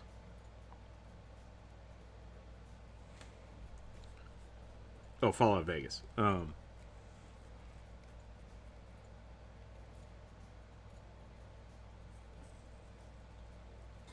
of the earliest conservation efforts were made by humans. Okay. Virus? Oh, was it a virus? Corvus's mic is just chunking. I'm not sure what's going on. I'm sorry. That's okay. I know it's not I was something you can trying know. Get to work. Consumer's microphone. But yeah, I was gone. What was the thing about the heritage stuff? I saw something that said like they either changed or added dragon blood sorcery, and I wasn't sure if it was the new like half dragon heritages or if it was just a new bloodline for sorcerers, like the dragon sorcerer, which I thought already existed. So, it does. Okay. So, dragon sorcerers, you no longer pick what you're like. You can only pick from the new dragons officially. Oh, But like, okay. but you can obviously ask GM permission. Can I use the other dragons? That's right. We talked about that. The Isn't other day. game. Yeah. But the Dragon Blood heritage basically took a lot of the dragony feats from kobolds and gave it to them. Okay. So you're kind of, I don't know if Dragon Disciple is going to be a thing anymore because you can just do that as a, like, your ancestry now. Mm-hmm. So that, I don't know if Dragon Disciple might be around anymore. Because Dragon Disciple, essentially, yeah, like, I think you had to have dragon blood of some type. Either be a half dragon or take the draconic sorcerer thing, and then you slowly turn into a dragon, which was awesome. Mm-hmm. So yeah, I hope that's still there. If not, I mean, like, it's easy enough to fake it. But... Yeah. Because, like, you get claw, like, with the new dragon heritage thing. Sorry, 1 second. You get claws, wings, tails.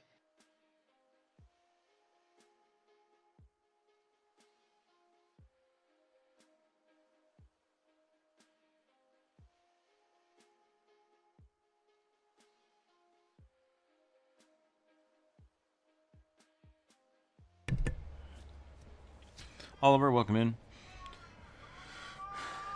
Oh boy. I'm gonna have to mute myself for a second.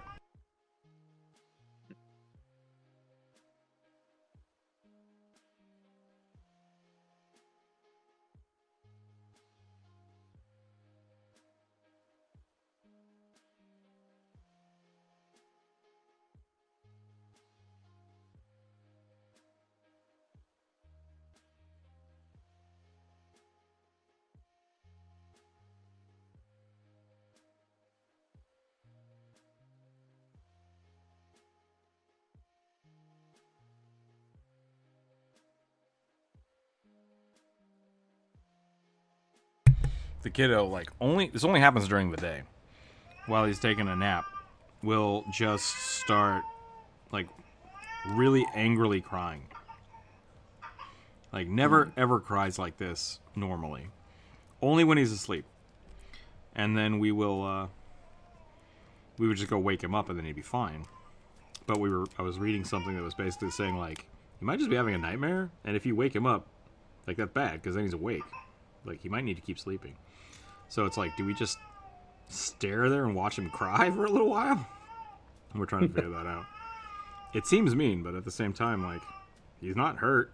He's safe. He's just crying. I don't know what to do. Yep. Each child is different, so Yeah. never know. Also, it looks like they might actually be removing Dragon Disciple as a option because it seems to have been a Dang it. 3.5 prestige class.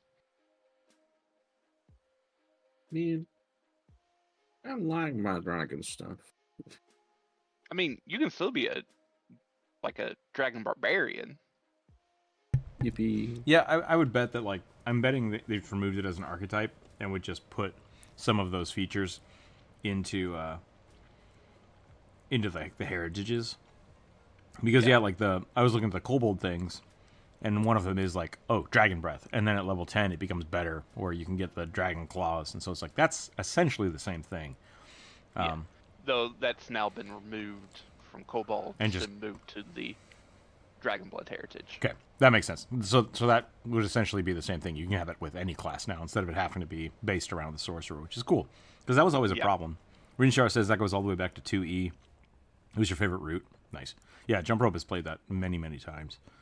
But that makes a lot more sense if it's part of the half dragon feature instead of being based around sorcerers. Because if you're a sorcerer and then you want to be a dragon disciple, you're missing like the constitution buffs and the strength buffs. It was really hard. It was a really, really tough build. Hold on a second. Did he actually And it did he just go looks back like- to sleep? All right. Well, that solves that problem. Yeah, a lot of the feats for Dragon Disciple was like already baked into Draconic Sorcerers Mhm. and the Dragon Instinct Barbarians in 2E, and so it was kind of like redundant to take both of them. Yeah. So like, even though thematically it's like, oh well, I'm like Dragon Instinct Barbarian, sure, I should probably take Dragon Disciple, but you didn't get a lot of benefits except for like the polymorph ability that Right. they get later on. Yeah. Which is super fun. I like the idea that the wizard just turns into a dragon. But But yeah.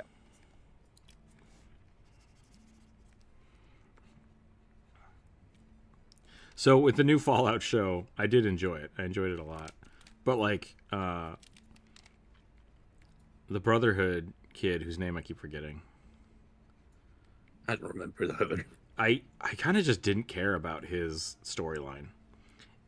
It did give a lot of flavor to the world, which I appreciate. And like we got to learn about the Brotherhood, which is great.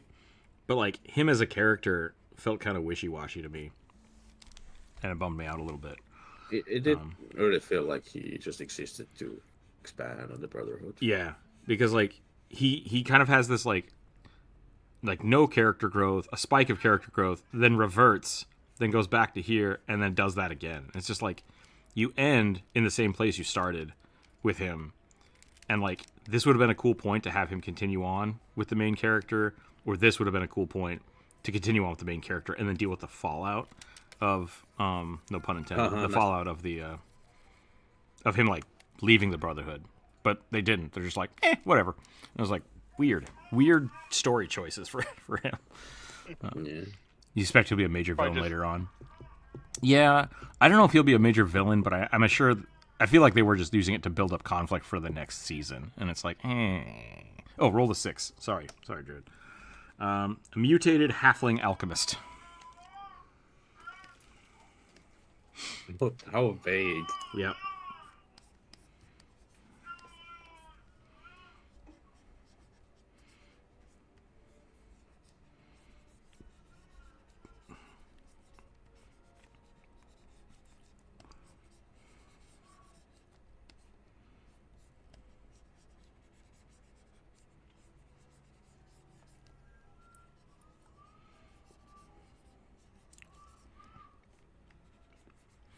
Ghouls were just horribly irradiated people who survived the original explosion. Yeah, and like I get that, but like, so the way it's been explained to me is that ghouls are just randomly survived radiation, right? Like radiation happened, you have radiation zombies, rad zombies. That's fine. Shouldn't be smart. They're kind of feral, whatever. Then there's the chemical aspect of it. Like they were given so much vault juice that when you add the radiation, they become immortal, right? Like that's the other side of it. And then the show was like, no, it's just the juice, just vault tech stuff, which they don't explain what that is, why that is, or how Even that drinking works. the drugs. Probably because the game There's don't a even explain chance it. also that the drugs are a red herring. Right. Often some ghouls manage to exist through like self-given purpose. Okay, so Because- this is just kind of the assumption, but they were already ghouls, essentially. Like Yeah. they're dying, they take the thing, they ghoulify anyways. That would make sense. I could see that. But yeah, because yeah. the show and the game just don't explain this at all, and that's what I was It is a hoping. big mystery. Yeah, I was hoping the show would expand on that, and then they didn't, and I was like, oh man, like, now I'm just more confused. I think the reason is because the games were developed by two different, Yeah, I guess technically 3 different writing companies. Because you got like the original, then you got the Bethesda, and then you have Obsidian yep. taking over at one point, and it's like It feels not disjointed. very Yeah. consistent. It feels disjointed. Because if you think about it story-wise, like, might be spoilers to anyone listening. The main ghoul character, the drugs might be just an excuse to him, but if you think about it, he does have a purpose, which is vengeance. Oh, that's keeping him from like going into feral. full ghoul. Sure. Yeah. That's one theory. The drugs are just drugs. Yeah. He's just doing drugs. Just doing drugs. You know, just drugs. What time is it here? 12:50. Okay, I can do one more. I think we'll do one more at least. We'll go from there. But it also could be the drugs. You just don't know. Yeah, it's just more questions. Like it really just adds more questions, and I was hoping for an explanation. Cat, don't you eat my curry bun? I see you. The cat eats curry? He will eat anything on my plate if he thinks he can steal it without me noticing. What a wacky get. Okay. Okay, cat. Ba-da-da-da-da. He brazen. He brazen. Quite brazen.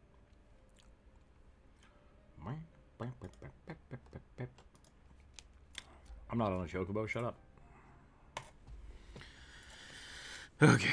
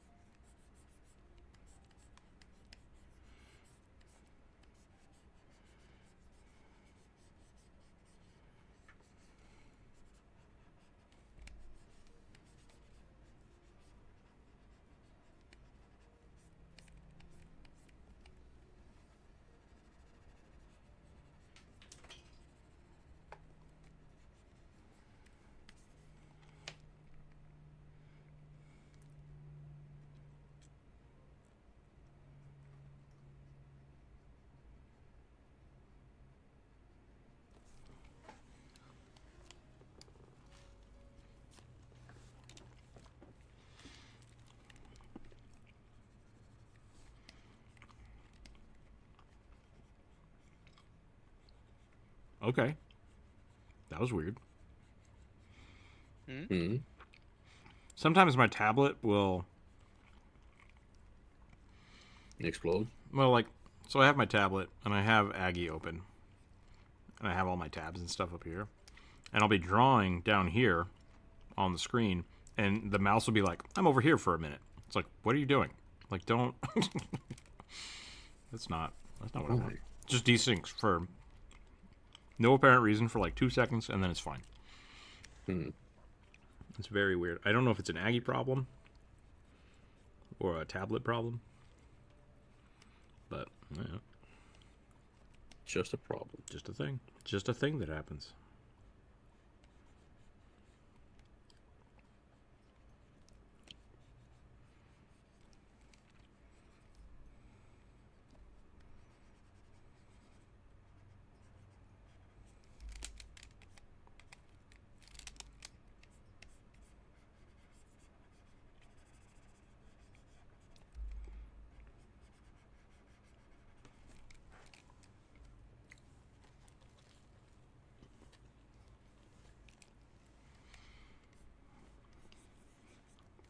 You gotta do it. We gotta give her the commando quad launcher. If you got the beret, you gotta do the commando.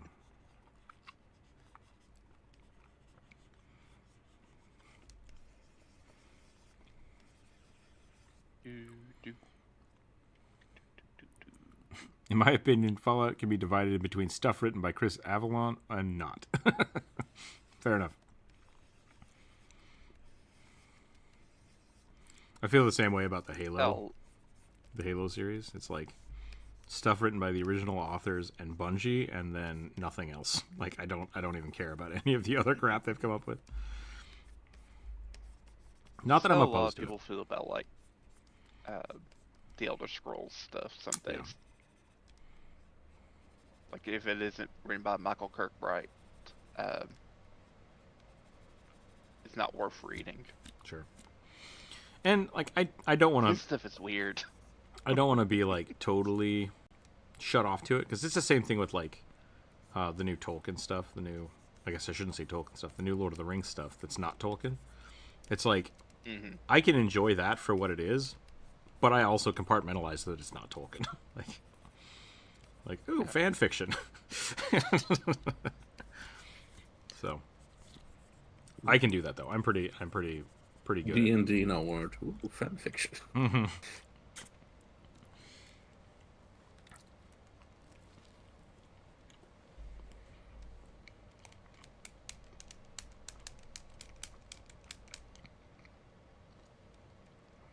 Kirkbride's post working for Bethesda Morrowind stories gets weird. Yeah, would not surprise me. Yeah, it gets very esoteric. Like, it's like reading stuff from like the 60s. It's like, what were you on when you wrote this? Is this a Stephen King novel? Respectfully.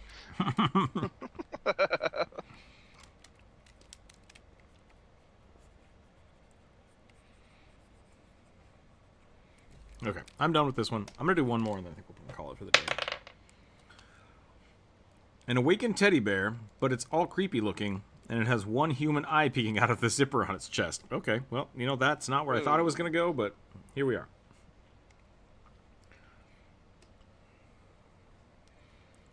Oops, that's a fish.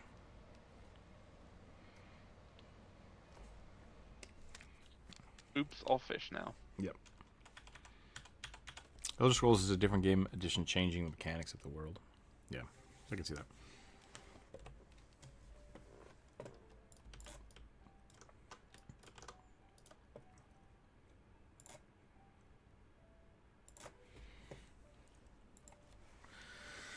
Okay, teddy bear. I can draw a teddy bear.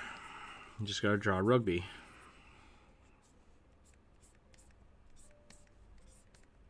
If it's got an eyeball on his chest, it's got to be a little more forward-facing. Maybe its head's a little crookedy.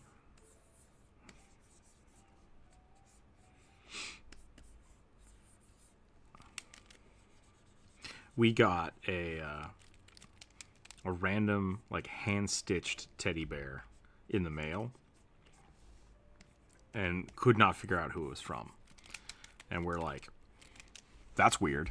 That's kind of creepy. I don't know. I mean, like, we had gotten a lot of, like, gifts for the child, but not knowing who it was from. And, like, we started asking around, like, where did this come from? And we were like, I don't know if it's good. Like, should we give it to them or not? Or, like, what do we do with it? And then when we had people in town, someone's just like, oh, cute teddy bear. Here you go. And it's by far his favorite thing now. And it's like, oh, God. And then we discovered that there was a note in the package, and we just missed it. And it's fine. But for like 2 weeks, we were like, we have no idea where this teddy bear came from. I don't want the child to have it. But he loves it. What do we do? Cursed. Yeah, exactly. Just like, here's a random cursed toy that your child will love. It's like, uh-oh. Your child has been swapped up by a changeling now. Yep. We discovered who it was from, though, and it's fine. I think I remember you bringing that up one day. Yeah, because I was like... That would be very freaky. I was like, hey, so people in the chat, who sent me this? What is this? And everyone's like, no, that wasn't me. It wasn't me. I don't know what the hell. It's like, well, not good. Not good. It was a great, great aunt, which is why it was kind of out of the blue. Because we don't normally talk to them. So it was like they told a grandparent they were going to send something, but not what it was. And so it was just like that. Yeah. Oh, don't do that. No, Be transparent. Yeah, no. So that was the thing. Like, we asked our parents, "Did you guys send this?" And they're like, "Nope." And because they didn't know what the person was sending, they just didn't even put it together that they were going to send that. So, but once again, it's great. That's what I meant. Was just like, tell people what you're sending them so they can be like prepared, especially when it's a baby. Yeah.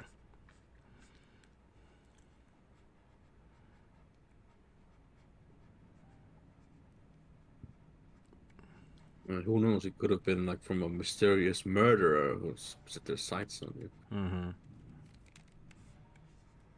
I put a tracking device in it. It's not leaving the house.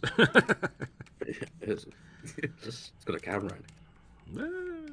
Ooh, That freaks me out. nanny cam. Yep.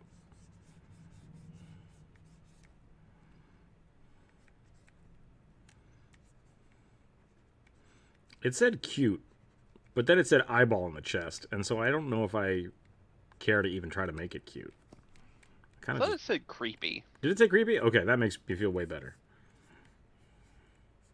I swore it said creepy, but I could be wrong.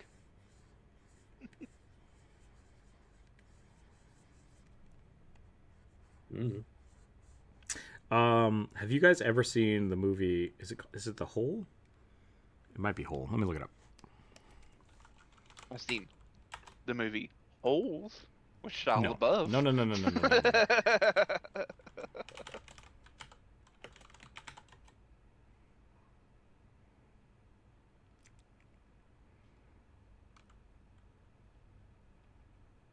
Dang it! What is this called? There's a movie about maybe it is this one. No, 2009. That's too recent. That was 15 years ago. Yep. Yeah, that's what I'm saying. This is an old movie. It's an old movie. It's an old horror movie. Is it about the weird puppets that murder people? Maybe? Pinhead? No. No. Okay. I mean, it's not Pinhead, but one of them's called like Pinhead, and it has like a screw. So there's this Pop head. there's this horror movie that I watched a long time ago, and these people find like a portal to hell in their basement. Isn't that just Hole from 2001? Very possibly. It's like some kids. Yeah. The thing I'm thinking about is at one point, one of the monsters like touches one of the characters, and like gets an eyeball in her palm. And then the monster's like, "Okay, you're my servant now," and ignores her, and so she convinces it to come back by stabbing the eyeball in her hand, which is like it's a horrible scene, and it's like super awful for everybody. But horror movie, eyeball in hand. The Gate. There we go. Not the hole. The Gate. Yeah. Close. But I love that concept, right? Like that's the thing that I was trying to get to with this, of like you get it maybe not necessarily like you get a patron that you don't necessarily want, and part of the thing is for that is they get to watch you all the time. And so they're like put an eyeball on your body. Are you thinking of The Gate? Yeah, thanks for sure I was. And I think that's yeah. I don't remember anything else about that movie except the lady stabbing her own hand, eyeball. But yeah, like that. I think that would be a fun like warlock pact side effect. I guess you could call it a side effect of just like the patron is either, or maybe you grow like a second mouth and the patron gets to talk through it and you have no control over it. That's like That's exactly like Yuji from JJK. Is it? Yep. Okay. When he gets possessed by it's like the first episode, by the way. Okay. When he gets possessed by the old evil spirit guy, and whenever he can talk by just creating a mouth wherever on his body. That's great. I think that's cool. I think that's a good that's a fun mechanic. I saw, oh man, what are these guys? There's a whole bunch of YouTube shorts out right now of a D&D campaign where Chuckles the Clown comes from. Mm-hmm. If you know what I'm talking about. Yeah. Oh yeah. I don't know what their game is actually called, but I saw a new one where the guy that plays Chuckles also plays a goblin. And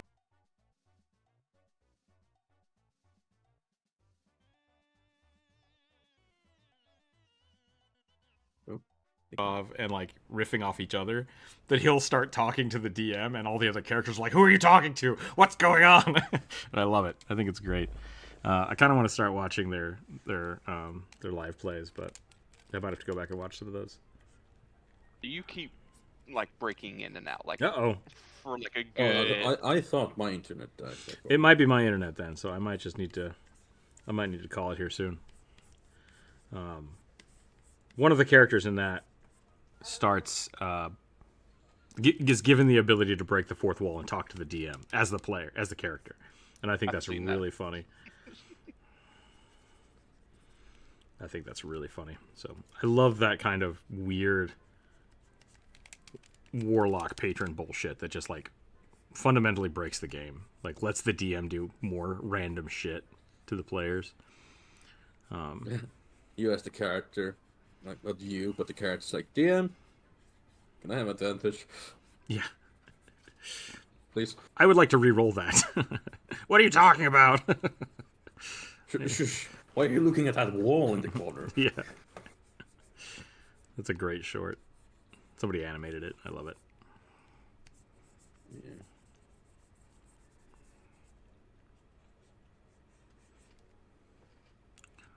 I believe that all that shit happens to the character because they're in the Feywild. Okay. I get fucked by some random Feywild bullshit. God, I hate being in the Feywild always. Every single time, it's been a horrible experience. Oh, I bet. That's one of those excuses for people to get lol random, and I'm not here for it. Yeah, I really, like, I mean, like, I really hate it at this point. I am very much into the lawful. I don't want to say lawful. I love the lawful evil Feywild, where everything has rules and people just kind of fuck you over with the rules instead of it being random. Which I guess can kind of be the same thing. Instead of being like chaotic evil, it's just lawful evil. Yeah. My phrase are never evil. They're usually very neutral. Drives me crazy. Watch a short earlier today where the characters went to cast Wish and the party was talking out his choices. Okay.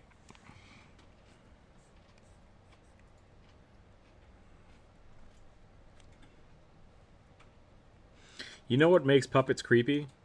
And will never not make puppets creepy? Human teeth. Yeah. First off, all puppets, period, are creepy. Kermit the Frog's not creepy. What? Is Kermit the Frog creepy to you? Yeah, all the Muppets are creepy. As hell. You and I will have to disagree on this.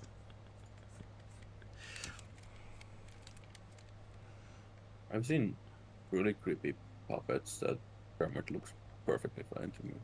I mean, compared to, like, Dr. Teeth, Dr. Teeth is creepy.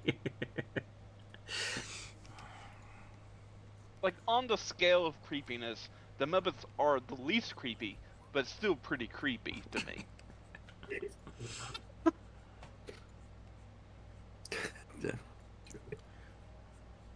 There's a Rubber Ross bit where somebody is talking like Kermit the Frog, and then Ross starts fighting with them. It's really funny. Rubber Ross or Rubber Ninja, however you want to look at it.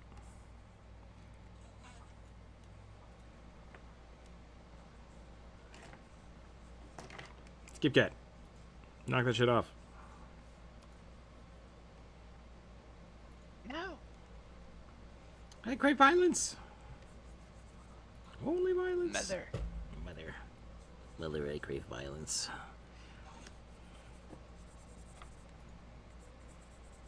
Extreme brutal violence. Cat. Get your shit together.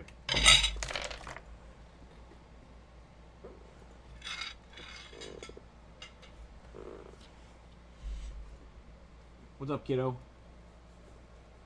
I saw you being mean to the cat. I'm gonna tell everybody.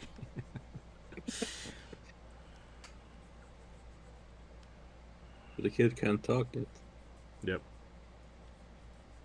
so they cannot tell anyone.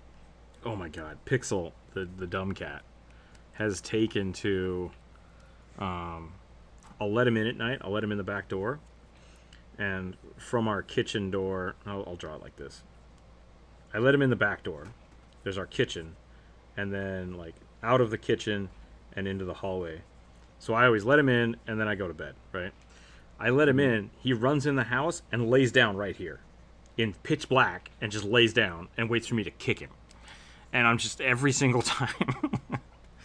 And if I go into the doorway and I'm like, I'm going to go this way first to turn off another light, he will move from here and dart in front of me and lay right in front of me until I kick him. And I don't understand what's happening. I think he's trying to kill me, just like trying to trip me so that I fall and die on something. But, yeah. That's your cat action. Yeah. He's just, I don't understand what's going on. He wants to murder me, and I hate it. It looks like my connection is pooping out, so I think we're going to call it. But yeah. Thanks everybody for hanging out today. Thanks for drawing with me. Jonas, thanks for jumping in and hanging out. Corvus as well. Sorry for not drawing. No, that's all right. Drew, thanks for drawing, and I guess we appreciate the non-kid chatter in the background. But yeah, I think we're playing some D&D tomorrow. So no, we're not. Okay, never mind. Otherwise, we'll be back next week. Next week should be a normal week, I hope. We'll see how that goes, and then from there we'll have to figure out what we're doing. So, if you have not seen the community post with my options for what I think we might do with the YouTube live streams, please take a look at that, and we will talk about it next week. I have a whole bunch of commissions and stuff I want to work on, as well as some videos I'd like to get out next week. So let's work on that. Oh no. Time to be noisy. Thanks again. Stay happy. Stay healthy. Keep your dice on the table. We'll catch everybody next time. Bye, everybody.